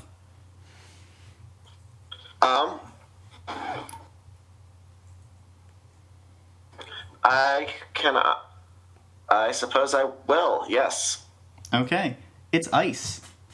It feels cold and slick and hard to the touch. It's kind of got such a perfect structure that what teensy little bit of light is coming out of this portal is diffracting and diffusing perfectly into white light through it, as opposed to kind of chroming out and bending and changing all over the place. It's almost like it's getting held inside this perfectly structured ice.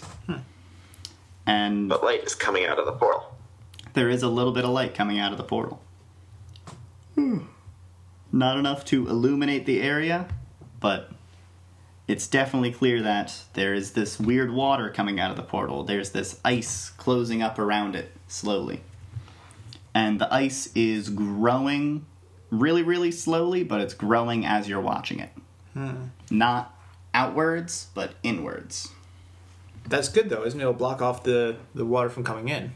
It would take some time, yeah, but eventually it'll block it off. Of course, Kayl hasn't noticed this, but... But now it is Kayl's turn. Kayl's Kayl's hoping that the wizard in the group will take care of the mystical portal. So he's just trying to run defense and attack these fish. So fish number 1 that's right in front of him. Go for it. He's getting a battle axe to the... I don't know fish anatomy. To the face. Yeah, I'm pretty sure they have faces. That's a 10. Alright, you try to slice through that fish, but it's a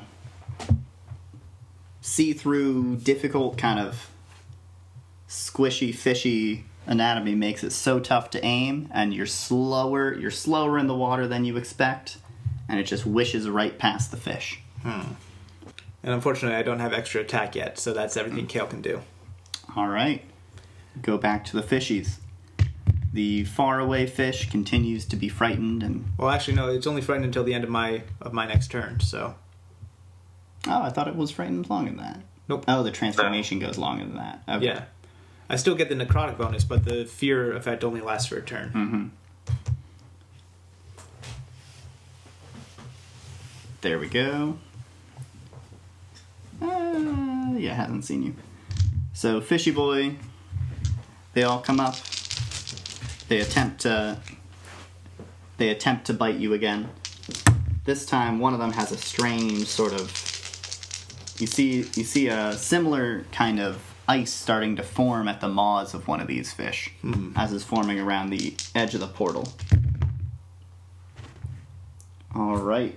One of those is a hit. And I need you to make a dexterity saving throw. It's all dex in this water. Alright. Dexterity, and it's at disadvantage, right? Correct. So that's a 7. A 7. Alright, you do not manage to get out of the way. Dang. Alright, so... You take 4 points, 4 points of piercing damage and 5 points of cold damage. So 9 in total? I'm down to 30. And let's see. Alright, your suit is fine. Okay, good. That's all the fishies' time. So now we go over to Tur again. Can I continue trying to investigate, or do I think I can do anything, or does Kayl look like he need help? Kayl just got bitten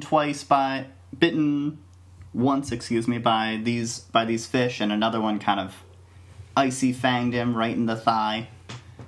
He might be in some trouble. I'm going to move there. Yeah. And I'm going to cast color spray. Oh. Hitting these two. It's a cone, huh? Oh. Yeah, you're gonna aim the cone so it just gets them. Nice. Yeah. Alright.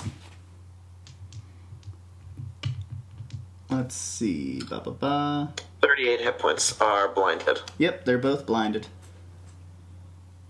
Super, super blinded. They're dazzled, and a pinch of powder or sand that's colored red, yellow, or blue. Man, that's strong. Do you have a favorite color?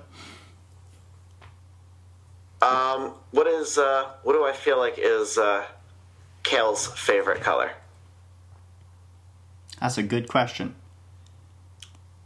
I'm not asking. I'm thinking. I feel like Kayl seems like a black kind of guy. I was gonna say. I feel like Tur's impression is gonna have a lot of that kind of sort of edgy stuff.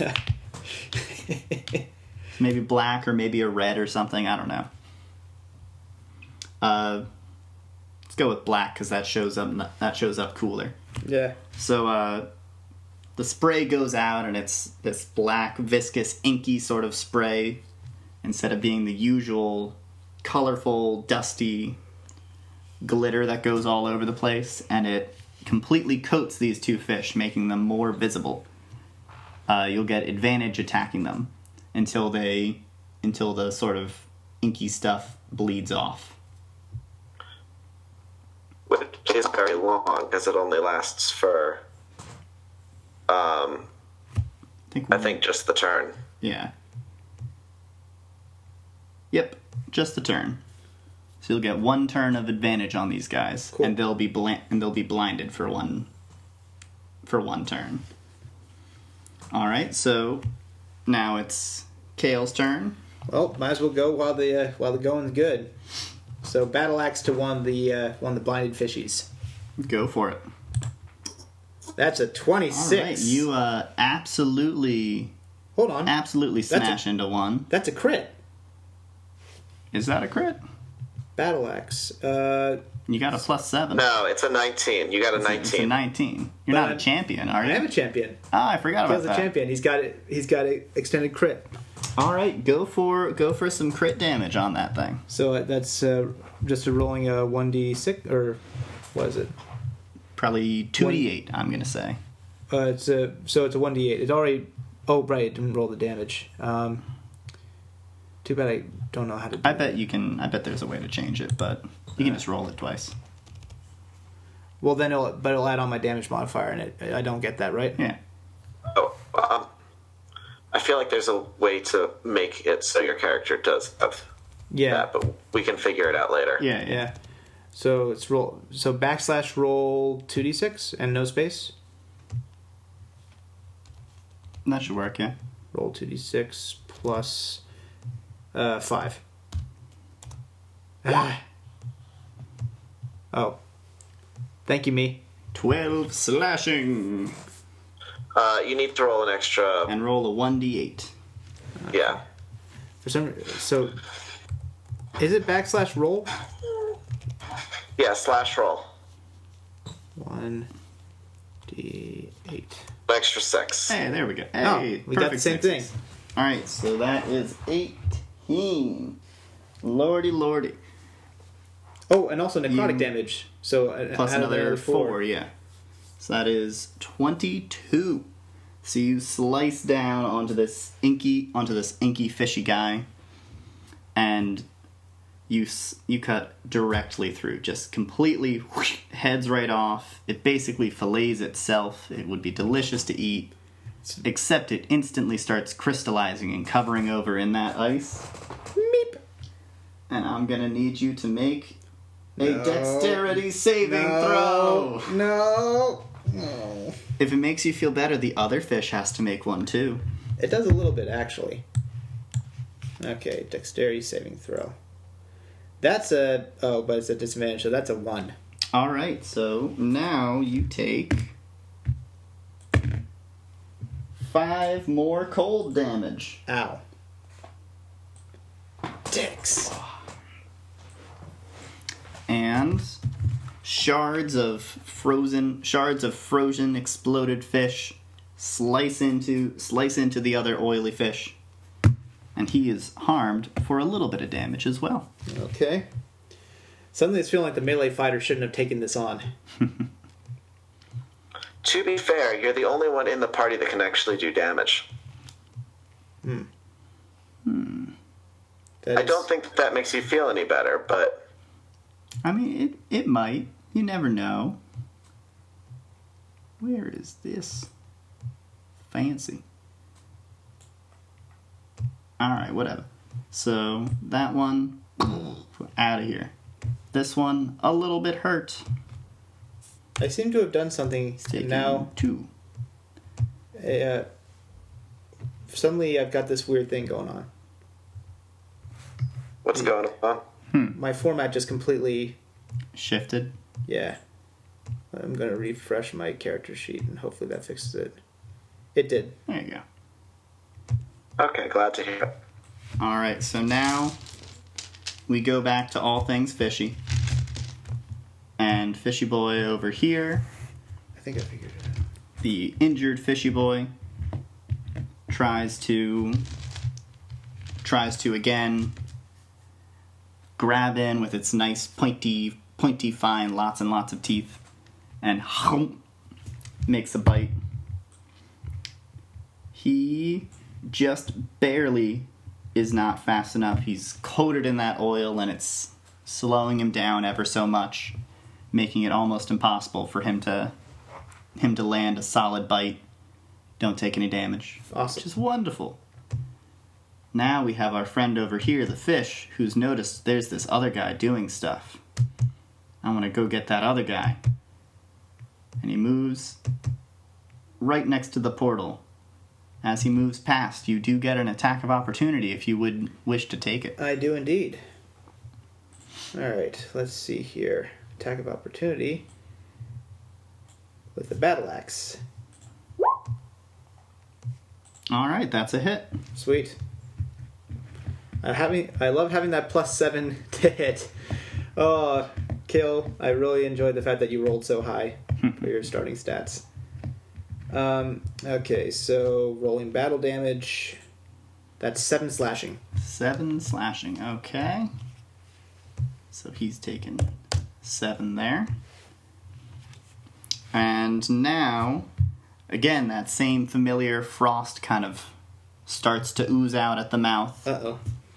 And he launches forwards with a vicious multi-pronged assault. Lots and lots of frosty nips. Let me see a dexterity save, Tur. 13. Alright, you managed to fend off. Yes, you managed to fend off each and every one of the icy little bites. Does not manage to hurt you in the least. Now we go to your turn again. Does the fish look like it's attacking? Did the fish attack me, or did it just... Yes, it attacked you.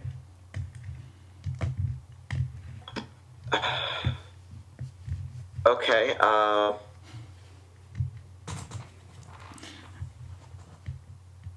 well, that's unfortunate for me.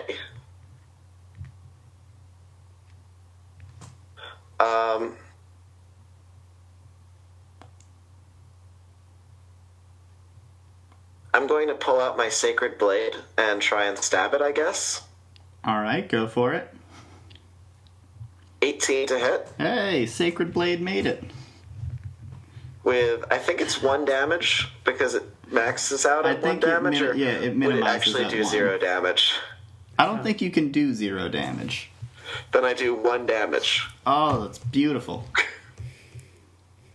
It's taken 8 damage now. Okay. Alright, Kayl. It's your turn. Okay, is the fish... is the other fish oil still... has kind of wiggled its way off. It's dispersing through it. You So no longer have advantage. Okay, I was about to say... Okay, but he's still going to swing a swing. Go for it. That's a 22. Alright, that's another hit. Let me see the damage. Le damage is 6. Oh, but I forgot to add necrotic to the last 2. To the last 2? With the attack of opportunity. Oh, you're right. So that should have been an extra 4. He's up to 12. And this guy's taking 10 damage. He takes another 10, so he's up to 12 as well. Alright, you slice off one of the fish's fins, and it's now kind of leaking fishy bits and pieces, and they're all flecking off and turning into those same solid little bits of ice as it comes out. Alright. Neither of these fish are looking very good. They're both coming close to the end. So now, terrified for its life, the fish tries to swim this way. Attack of opportunity. Tries to swim on top of its friend. You do get an attack of opportunity. Battle axe. Swimming towards the... That's another crit. Kayl, I love your extended cred. Okay. So that's okay. I've got the formula down this time. Roll 2d6 2d8 plus 3. No, plus 4. No, 5. That strength modifier is actually at a 5. That's 11 right. plus 4 for 15. Again, you fillet the fish, and it also explodes into icy shards. So I'd now- like both of you to make a dexterity saving throw. Meep. Oh, wow. 16. 10. Hey! Hubba. You both succeed. So you Yay. only take 1 point of cold damage. Yay! Kayl's very excited to get out of this dwarf suit. Now, unfortunately, the last I'm exploding loving fish... this dwarf suit. The last exploding fish sent some shrapnels into his fish friend, who is now also exploding. Oh my gosh, okay. So I need another dex save just from Tur. Oh, 6. Alright. So you take 6 points of cold damage. But all our friends here are now gone. alright. Wow. Kayl's gonna move over to the portal with Tur. Alright. So let's see.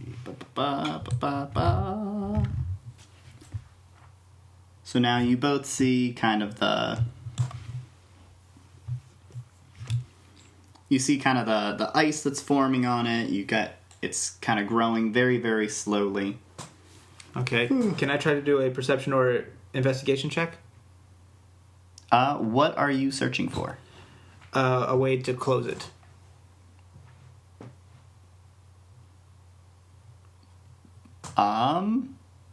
You could do an Arcana check to see if you know anything about closing portals. Okay. Nope. That's a 4. Fortunately, you don't know anything about closing portals. Okay. Kayl's gonna look around, see if there's anything, if he can actually see anything that might be allowing for this to stay open, or if it's not staying open under its own power. You could do a perception check to see if there's anything you wouldn't expect other than this portal. 16. So the only things that seem out of place are the portal itself and the water. The water around here is very different. As I said before, there's kind of that tactile, different feeling to it. Probably feels You almost also silky. don't see any actual fish. There were those fish creatures you fought, but there were lots of fish swimming around in the lake. There's no fish inside this long, deep column of coral, Okay. which is very weird. Coral are usually swimming literally like coated in fish because fish eat the stuff that's on them. It's like a Yeah. symbiotic. There we go. That's the relationship. Can I investigate the coral? Go for it. Okay. 10. It is not doing well. The stuff that's on the inside is not like as brightly colored as the stuff you saw on the outside. It's starting to turn white in that way that coral does when it dies. Right. So this water is actually causing it pain. Or that's what I would take from that. So I have a question. Yeah? Could I try and ritually cast Identify? Let's see, it's 10 minutes for a ritual. Did you bring your pearl with you? Yes, I would bring my pearl. Yeah, you can ritual cast Identify. You'll have to try Okay. and you'll have to do like a weird underwater version of the ritual, but since it doesn't have any explicitly fire elements to it, Yeah. it's mostly just stuff. While Tur takes the 10 minutes to cast, since while Kayl still got his necrotic shroud up, he's going to see if his necrotic energy can somehow affect the portal. Okay. In what way are you going to try and affect the portal? He's going to try and poke it with his axe. He's not going to try and chop because he doesn't want to try and expand the portal. He's just going to see if he can actually affect it.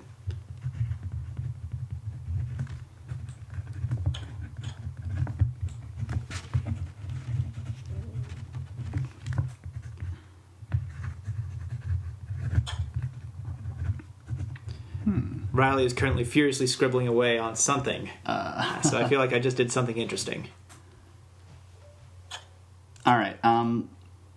So as you get closer to the portal, the flow of water coming out is stronger. Mm-hmm. So I need you to get close enough to put your axe in. I need you to make a athletics check for me. Hey, now that one I've got a +7 in.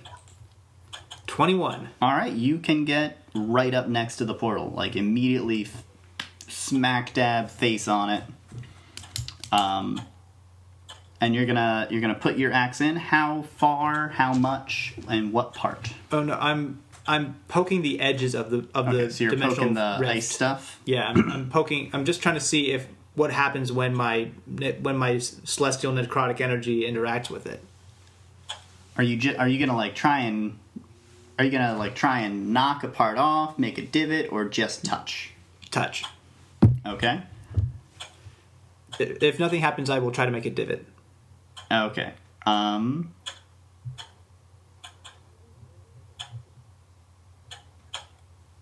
right. So when you just touch it, nothing necessarily happens. Okay. When you try and make a little scratch, a little kind of divot, a hole,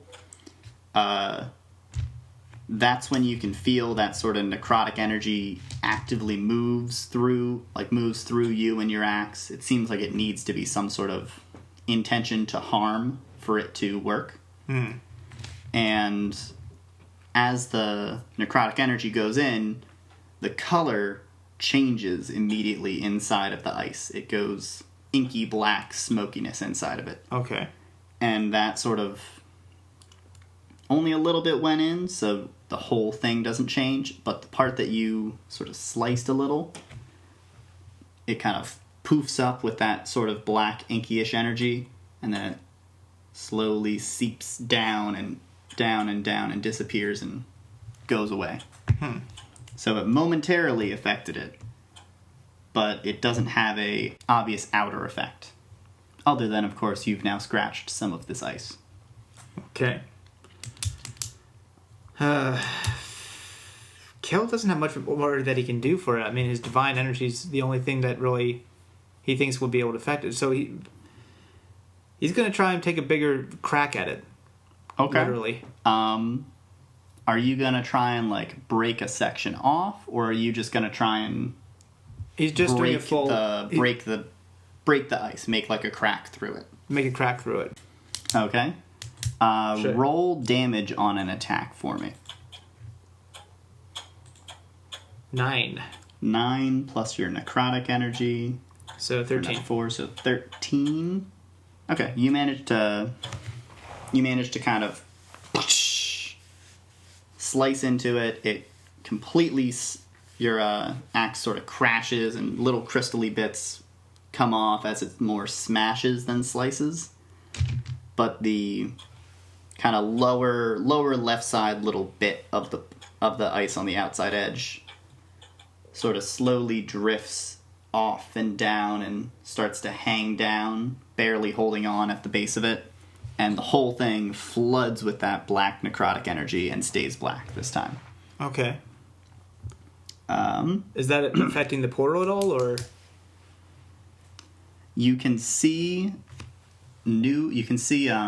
from the part where it used to be and you cut it, very, very slowly you can see the ice kind of growing back to where it was.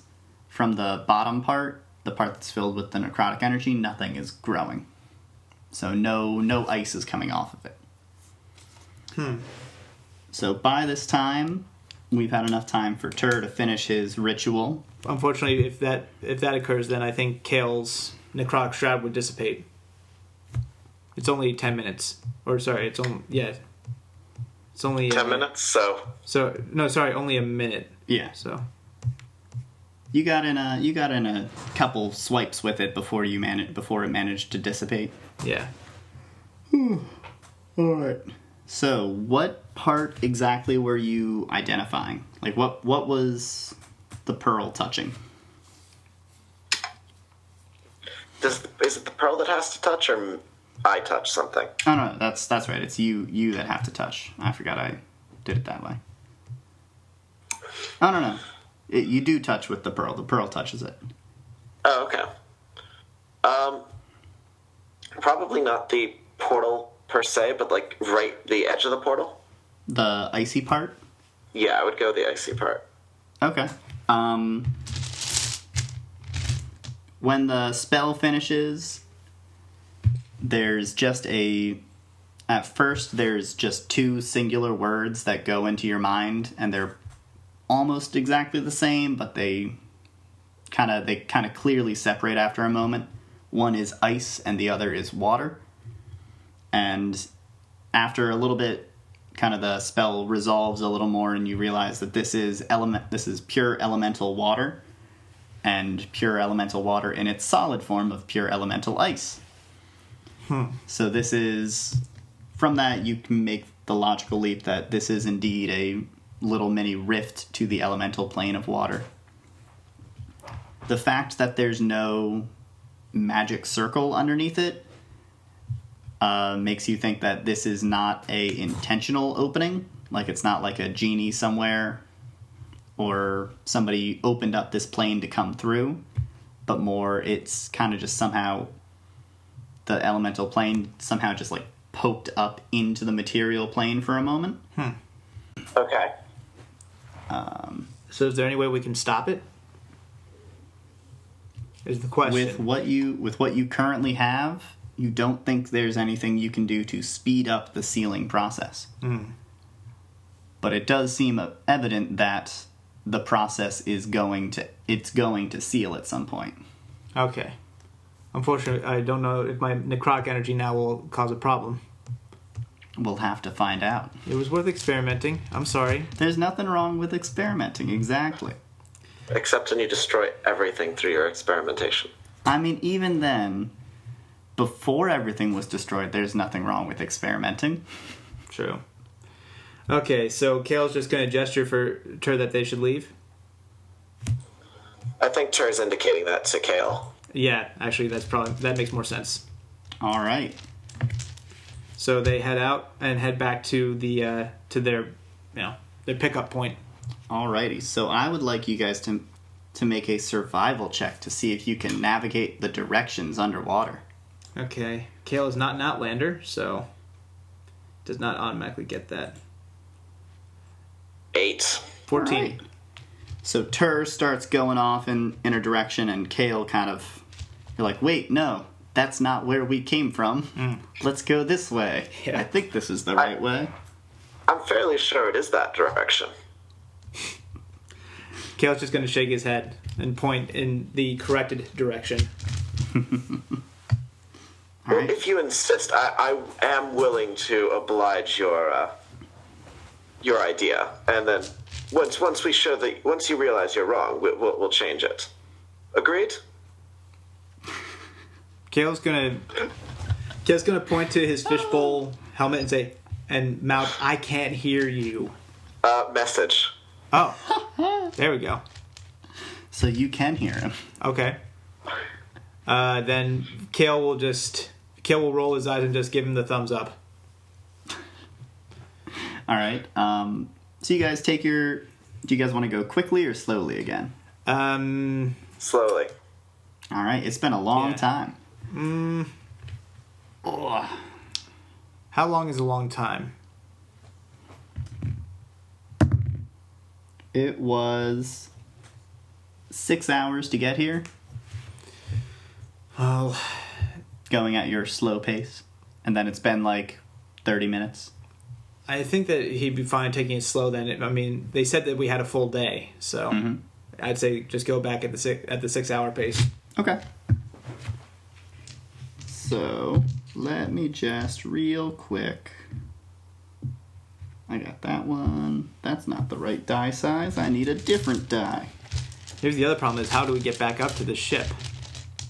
I think you guys can figure that one out. Yeah, I mean, we can We just take off the shoes. Yeah. Well, I didn't know if the shoes were. Oh no, wait. You said that they're sort of extensions of our suits' boots. Yeah. Right. Well, they're a thing they put on the boots. Right. Okay. All right. All right. All right. So, you guys are trapped. You guys are going along. The current is still being the same sort of pleasant, soft, gentle current. It's not whipping you around or anything. Down here at the bottom of the ocean, it's cold, or bottom of the lake, it's cold, but it's not that bad. Okay.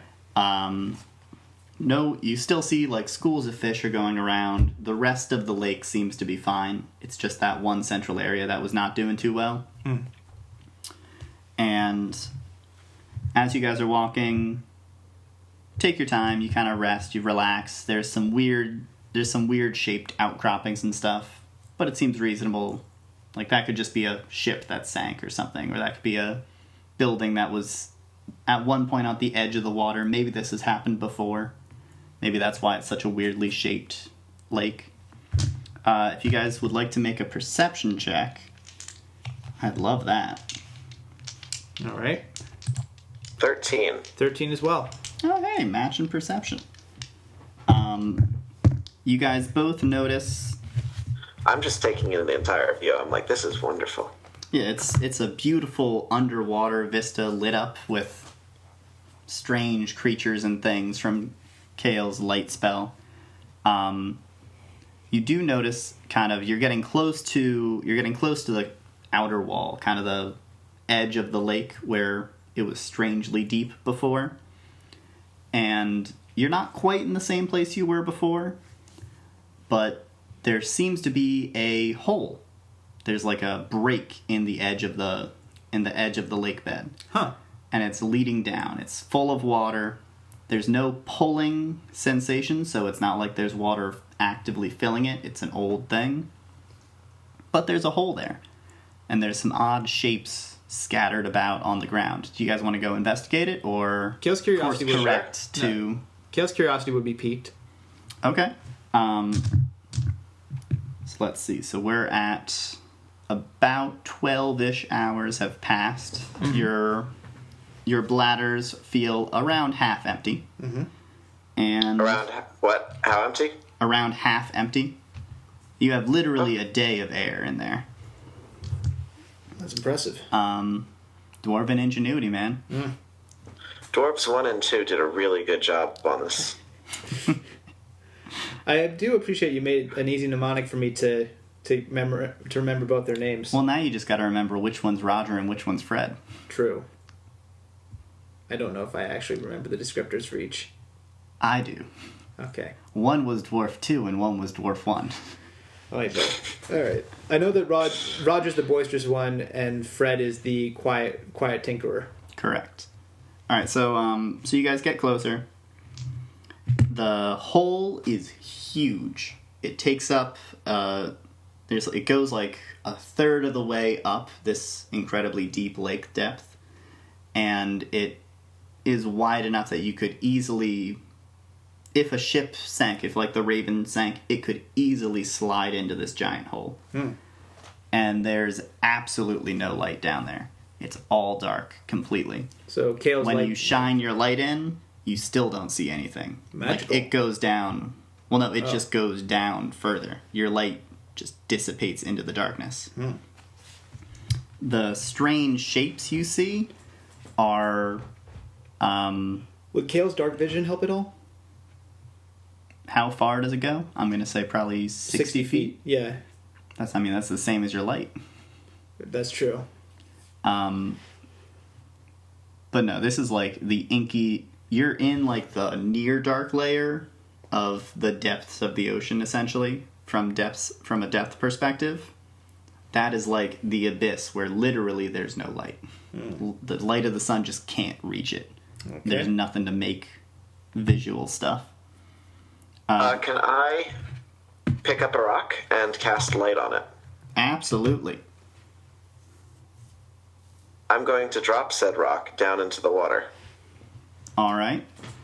So you watch, and it kind of sinks down, and it sinks some more. And you see there's a few weird bits and pieces, and there's some other black spots on the wall where there must be a tunnel or something as it goes down further and further. But eventually it's so far you just can't see anything. I will insightfully tell Kayl it's deep. And deep it is. Kayl's gonna give a thumbs up to that. And then I'm going to tell him, you can respond when I message you. Oh, really? Yeah. No, I knew that, but Kayl didn't. Oh, you should have just had Kayl go like this again. Just give him a thumbs up. Yeah. So the weird shapes around you some of them are bits, some of them are like huge slabs of rock and stuff that must have come from whenever this thing broke. Others are very strange. They're like portions of building, but not like wood or stone structures as we normally see. It kind of looks like a big curved section of stone, and it's got the biggest part you can see has like a top and a bottom with a big curve. So it's like almost like it's part of a big cylinder or something. Okay. Very interesting. There's also a bunch of statues, like broken off parts of statues. You see what must have been a hand at some point. You see a head and a body. They're all statues of dwarves. Huh. And this is all just exposed by the light stone?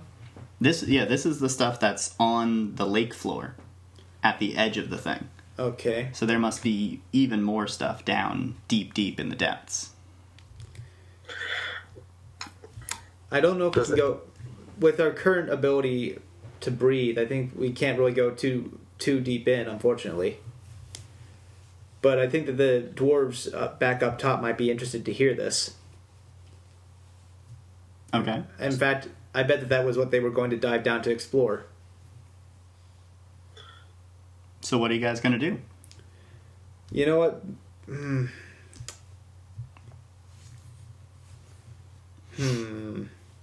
I think Kayl always wants to check out the new adventure, so I think he'd actually want to go down and check out the broken statues. How far down is it? Do we think we can get back? Oh, you mean going down into the hole? You haven't noticed the existence of a bottom yet, so you're not sure. Oh. Like, you could probably swim, if you took off the granite things and found a more kind of adjustable way to control your weight, you could probably float down and go into one of the tunnels you saw on the sides. But with just the granite shoes, you're not sure you could get anywhere. We don't really have the equipment for this. I think Kayl's going to point up. He can't message back if he hasn't been messaged, so he's just going to point back up to say this is trying to indicate we should get back. What's Tur going to say? Tur nods in agreement. Okay. So, you guys have a little bit more to travel. You gotta figure out, like, all right, which way is east and west, and then go just a little wider shins down the lake, so you go around the curve to the proper spot. Doesn't take too long. It's like maybe another hour or two. And you see eventually you can spot, just barely up in the distance, you can spot a bunch of lights shining down on the bottom of the boat. Clearly this is definitely something they do. Otherwise, why would they have a symbol to be like, hey, we're here and we're a ship? Right. You take off the granite shoes, and then you shoot back up. Not quite as quickly as before, but you still do need to make a Constitution save. See if you get some bends. That's a 13. 20. Nice. Wow, you guys are just resilient. Apparently. So both of you pro divers, you get back up to the top. No problems. You adjust almost immediately. They haven't opened the door yet once you get to the top, but you kind of float and you can guide yourselves up the side of the vessel until you break water.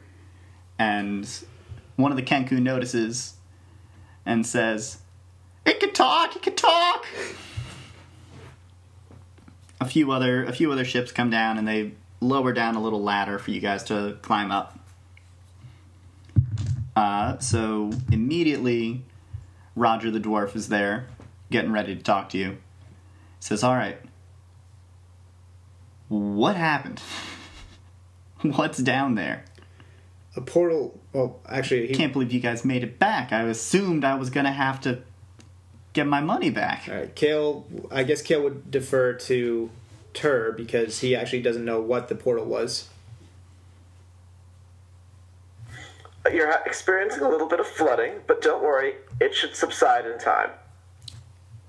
All right, I don't mind. All right, let's get those suits off you, and then you can leave. All right.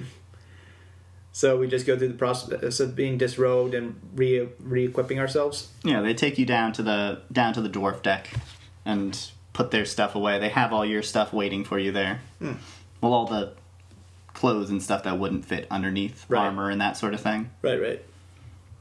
Back to my 18 AC. Feels good. No more fishies biting me. Like a large pile of stuff, some of which you don't even recognize as being your extra things, but you think I'm gonna take it. They might have been using it as a trash pile, assuming that was your trash pile. But hey, it's extra things. All right, so they offer you a cabin for the night if you want to rest or anything, or you can go camp out in the pouring rain. I think we take the cabin. We don't have that Lehman's tiny hut vest, so. No, but soon we'll have a fan club. Hey, fan clubs are great. They might have houses you can stay in. Okay. All right. We're just making our way back to shore.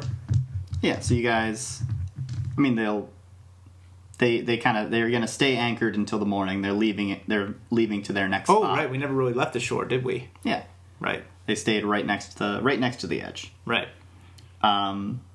So they offer that. They offer we're not leaving until 4:30 in the morning. You can leave then if you want. You guys stay the night? Yeah. We'll stay it's little cheaper. bit of time. Yeah, I guess so. Take a short rest. All right. So you guys rest up a little bit. Do you have anything you want to talk to the pirates about? Talk to the dwarves? How are they called pirates? Because I slipped my tongue and called them pirates. I think that Kayl would mention to the dwarves about the dwarven statues they saw. Okay. How are you going to bring it up? Tell me sort of roughly. Do you just be like, "Oh, by the way, we saw some weird stuff down there"? Well, as is tradition, after getting back from their little adventure, Kayl would just sit down and tell the tale, even though they're not in a tavern. Okay. And he would end it discussing their little discovery as they were coming back. All right. So Roger, when he hears you talking about the dwarven statues, he kind of immediately his eyes go all shifty, and he starts sweating a little bit. He's like, "Oh, that's not interesting at all. Insight check. I don't care about that." Insight. Sure.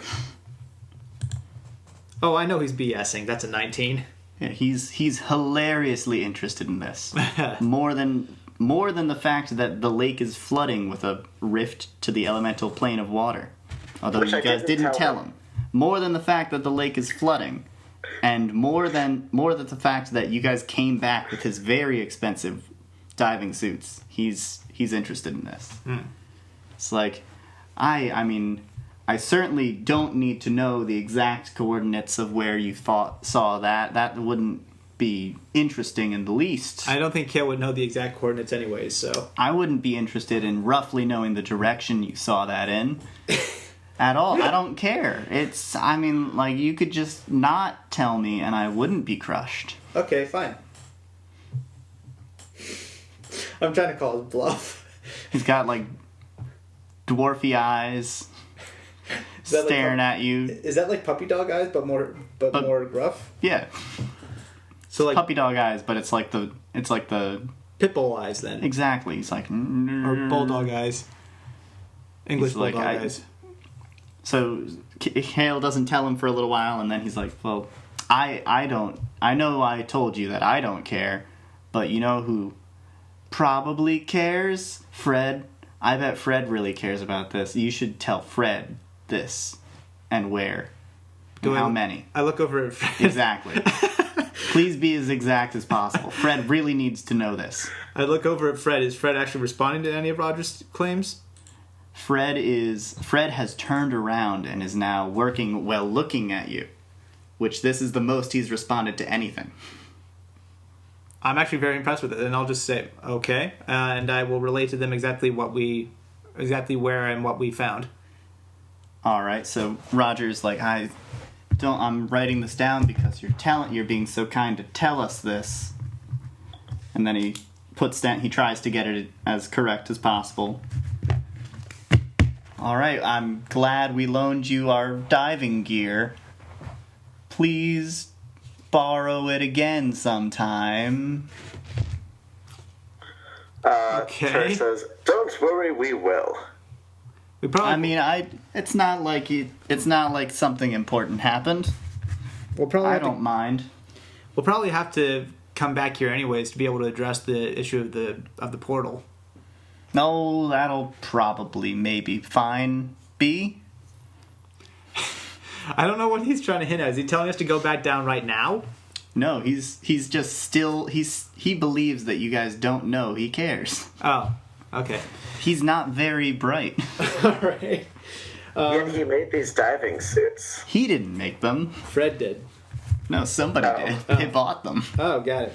Okay, so I guess we're just gonna move right along, and then when dawn breaks, Kayl's gonna suggest to her that they get going back towards the Allfather's Hammer. They gotta relay the news to them, and hopefully the Allfather's Hammer will use their network to actually get somebody out here who can officially close the portal. All right. So you guys hop off. You tell the soldiers. Actually, what do you tell the soldiers? Exactly what we saw. I don't know. Tur, is this true? Kayl would. Well, I'm figuring that Kayl will, so I might as well. Okay. Kayl doesn't seem to be the most subtle individual. Subtlety is not his forte. This is true. Especially in that diving suit. It's hard to be subtle in a diving suit. There's very little that's not given away. Imagine if Big Daddies were actually stealth enemies in BioShock. That would be impressive. That would be frightsome. Yeah. That would be hilarious. I guess the Big Sister kind of was. Yeah, a little bit. And if you didn't pay attention, Big Daddies could kind of sneak up on you. True. Regardless. Except for the part where they didn't hurt you. Part where they didn't hurt you? Not until you attacked them. Big Daddies? True. Or you went after a little sister. Yeah, but if you're going after a little sister, you might as well just go after the Pretty big much, daddy. yeah. You might as well have taken him out first. Alright, so you guys are heading out. You told the soldiers about it. They are concerned about the fact that the portal isn't closed. They're happy that it seems that ice seems to be growing towards the center of the portal. They say maybe it's closing itself. But there's still a problem. The whole time you were down there still were these the monsters that were coming up. Right. There was one group that missed the hour. They didn't show up they didn't show up on the hour like they always do. Huh. But since then, it's still been the regular clockwork appearance of them. All right. Well, until it seals, that probably will keep happening. But I mean, at least now we know that we need to get a mage out there who actually has experience in opening and closing portals. the soldiers, they suggest that you guys go tell the Allfather's Hammer, like, give the report. Yeah. And they'll stay here and they'll basically try and stop the creatures from moving further out. Man, these guys are going to be jacked at the end of this. Just every hour on the hour, just grinding XP. Man. Yeah, but there is an XP drop every time you do it. That's true. Yeah, it's like, wow, once you've beaten enough of them, they just don't give you any anymore. So that episode of South Park wasn't factual. Yeah, it didn't work. A lot of it was legit, though. Part of me is a little curious, actually, to try and make a WoW character now that the Battle for Azeroth expansion is out. Mm-hmm. You can play up to level 20 for free. Oh. I don't think you get Battle for Azeroth content for that. I think you only go up through Legion or whatever the most recent one was. Okay. But, yeah. It's fun. I like WoW. I've started playing again recently. It's a terrible choice. Yeah. Well, I also have Neverwinter on my PS4, which is a lot of fun. Mm-hmm. That's just go with that one. Yeah. It's free to play Resist. It is also free to play unless you want to play as Dragonborn. Because the Dragon... It still is so ridiculous to me. I know, $80 for the Dragonborn. I can't believe they put a race behind a paywall. Yep. That seems so weird. Yeah. But whatever. They must be pay to win then. Yeah. So, all right. So we go back to the Allfather's Hammer. Mm-hmm. So you guys have some time to try and catch up. It's been about a day, so you can catch up pretty well. Well, 3 days or so. And take a long rest after we get there and report to the commander, having, of course, gone through the aide de camp first. Mm-hmm. All right, so are you guys going to try and rush and catch up, or are you just going to try and travel at a normal pace to catch them? I think at this point we probably want to rush. Well, you will catch them at either pace because they are a long supply chain, True. So they're traveling very slowly. Okay, then maybe take a long rest and then head out once we're refreshed. Or travel as far as we can, take a long rest without gaining exhaustion, and then move forward after that. Okay. Is that what you guys are... Is that what you think works? Alrighty. Let's do these things. Not that one. That one. And this one. Alright, so first day of travel. Very uneventful. It continues to rain, and it's pouring rain, but you do notice that as you get further away from the lake, the rain is lessening. It's getting to more of like a... So at the lake, it was like a downpour all the time, constantly. The world is mud, and it's gross. As you get further away, there's still the soggy mud because all of that liquid's going somewhere, but it's slowing down to just like a standard kind of... Like a standard sort of fall rain where it's cold, steady, big drops, but it's not crushing you. It's not like forcing you down into the ground. Right. You're out in the grassland, so there's not really a lot of cover. Do either of you know how to make cover of any sort? Would you know? I guess that'd be a survival check? Mm-hmm. 3. 11. Alright, Tur knows how to make a rudimentary cover. It's very simple in his mind. He's just like, I'll just make a nest and then put it above us. And that works. Alright. And it kinda works. You don't like catch a cold while you're camping out in the rain. Got it. So you get to have your long rest. Let's see if anything sneaks around. Okay. So your long rest ends uninterrupted. That's good. And the rain... I get my spell slots back. And I get my Necrotic Shroud and my HP back? Yep. Alright, back up to 3. Oh, I get fully healed. Yeah. Yay. It's wonderful. Yeah. Now, the rain is also lessened slightly. You haven't gone any further, but it's not raining quite as hard. That seems like a good sign. So are you guys going to rush off, or are you going to go normal pace? I'd say we should probably rush at this point, because honestly, we need to get the information. Kayl will be pushing for a rush.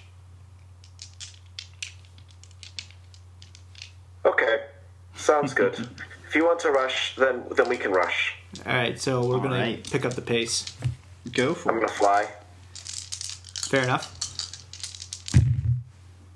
Not all that fast, but fast enough that but because flight speed is so ridiculously fast. Yeah, you would easily outstrip Kayl. So you just kind of take it a little easier so he doesn't get left behind. So as you guys are kind of hurrying along, you start to see off in the distance the tail of the Allfather's Hammer kind of traveling band, or their sort of wagon chain. It's looking a little bit worse for the wear, but not too bad. And the reason actually becomes pretty apparent as you keep traveling.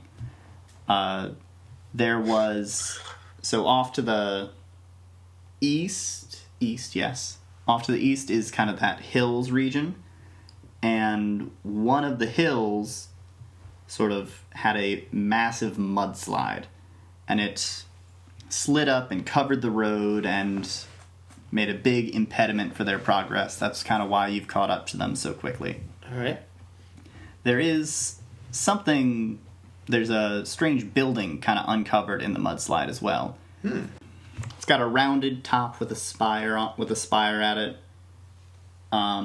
Very Byzantine? Is that the right style I'm thinking of? I get an image in my head when you mention Byzantine. That seems right. So it's got these like tiled walls. It's got the big golden dome with like a little spire on the top. The spire is in a jagged sort of lightning shape. And you can't see a door or an opening to it because that's still covered up in mud, but there are some windows that could be broken open. All right. So that's off to the east. You've got the Allfather's Hammer down to the south. Which way do you want to go? Do you want to catch up? Or do you want to keep exploring?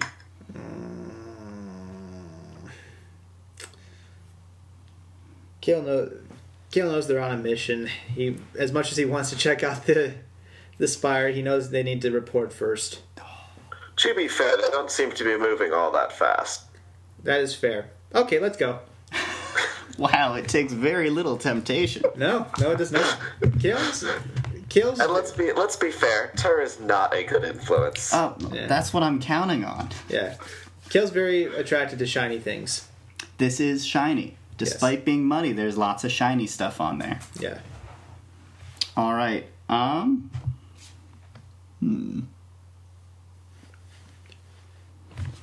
Okay, so you guys, you advance towards the temple, towards this temple-like Byzantine building. There's that kind of symbol on the top with the spire, with the lightning bolt-shaped spire. Mm-hmm. And you get closer to it. It's tricky to climb up. It's this mudslide. It's soft, squishy, deep mud. So to get actually to the top, to where it's kind of exposed and accessible, I'm going to need an athletics check. Athletics? Well, actually, only athletics from Kayl, because Tur can just fly there. That's a 15. 15? Alright, you sort of struggle and slurp, and you get sucked into the mud over and over again, but you manage to slowly crawl and climb your way up top. You're now right next to the golden dome, a little bit underneath it, like you could reach up and grab it if you want. And this place is bigger than it looked from the side. It's like very large. It would be, you could actually have a race inside of this, it seems. Wow. Like it's big enough that you could do. It's almost like it could almost be a hippodrome. Yeah. Not quite that large, but you could probably set up like a 1/8 of a mile track around the perimeter. Wow. So very large, larger than it appears. The dome isn't that big. The whole building is that big. Okay. The dome, you could probably have like the 100-meter sprint or something. Got it. But you're kind of up near the top, and you're getting this sense of scale that this is going under the ground. Like the dome, the part that's exposed, has been covered up. It's been covered up over years and years and centuries. There's a assortment of tops of stained glass windows that are slightly uncovered. They're all still intact, but there's no way to get in. Okay. What do you want to do? Well, you say there's no way to get in, but where there's an axe, there's a way. All right. Gonna go full The Shining on this thing. Here's Kayl. Violent individual. Well. You know you love me. All right, so Kayl goes a-chopping, and then you hear all this tinkling, crackling, crashing glass sound as the whole window just collapses in. Oh. And... shoot. That was expensive, too. I'd like a dex save to see if you get sucked in with the mud that's now slurping in. Oh, boy. At least I'm no longer This is also why I fly. All right, you get sucked in with the mud. It all just mini mud slide in. Kayl's gonna take advantage of... You go a ways down. Kayl's gonna take advantage of the opportunity and just have fun going down the slide. Oh, Lord. All right, so you slide down. Trying to save face. You get bit. You get some big woos. Really just trying to save face in front of Tur. And then it is very dark in here. There's one nice big beam of light that's illuminating this now very filled with mud, sort of central hall area. All right, Kayl will cast light on his shield. Well, first, okay, you take 6 points of bludgeoning damage from falling. Really glad that we healed up. Down to 33. And it is a long trek back. Like you're gonna need to set up a rope or something. You're probably not gonna be able to climb out. All right. Well, climb out on the mud. You cast your light spell and you look around, and the ceiling is completely open. This whole dome has just a tall sort of open cylinder. There's no floors in it, and it goes up to a beautifully painted and arranged sort of fresco piece on the ceiling. Mm-hmm. In here. It depicts 7 different figures, kind of all holding their own, each holding like an item, and they're sort of splayed about, arranged in equal segments about the side, with one sort of lightning bolt in the middle, and they're all holding up a hand to it. They're holding things like you can make out a pitchfork, you can make out a hammer, you can make out a loaf of bread. You can't make out the rest of them. They seem to be smudged or damaged or just kind of old. Okay. And they all hold their implement in one hand. Their hand goes towards the center. It's a beautiful, beautiful old piece. The building is very, very open once you get out of the main dome, central sort of circular hall. And it stretches out, as I said, a good ways. It's about a 16th of a mile, so how long is that? That's around, I don't know, like 200 yards or something, give or take. Maybe longer. From end to end, there's lots of pews and chairs, and on one side of the dome area, there's kind of this apse, I think is what it's called. It's like the part where in a church, it's the part where like the altar stands and the priest stands behind it and talks. The pulpit? Well, that's the actual physical thing that he's on. There's like a part of the building where it's usually inset into the wall. Oh, yeah. I know what you're talking about, but I don't know the name. It's in Crosswords. That's the only place I know it from. But so there's one of those, and it has this big raised place where someone could talk. And there's an echoing boom of kind of you breaking the glass and the mud sliding in, still going, as well as your thud from hitting the ground. You don't seem to notice it seems almost entirely untouched, which is surprising considering it's buried in dirt and mud. So, Kerr, have you flown in with us now? Yes. All right. I elegantly drifted down. Wonderful. Which way do you guys want to go? Do you want to fly out? Do you want to search the pulpit area, either of the wings? I want to explore as much as I can. Which do you want to go to? Now that we're down here, The pulpit area first, I guess. Okay. So you kind of go, are you going slowly, quickly? Are you being stealthy about this? Just kind of walking around? Just kind of walking around. Okay. Yeah, I was not really expecting anything to attack them in an abandoned church. All right. Stupidly, because he already dealt with the Twisted Tower before. So you go up, you go to the pulpit.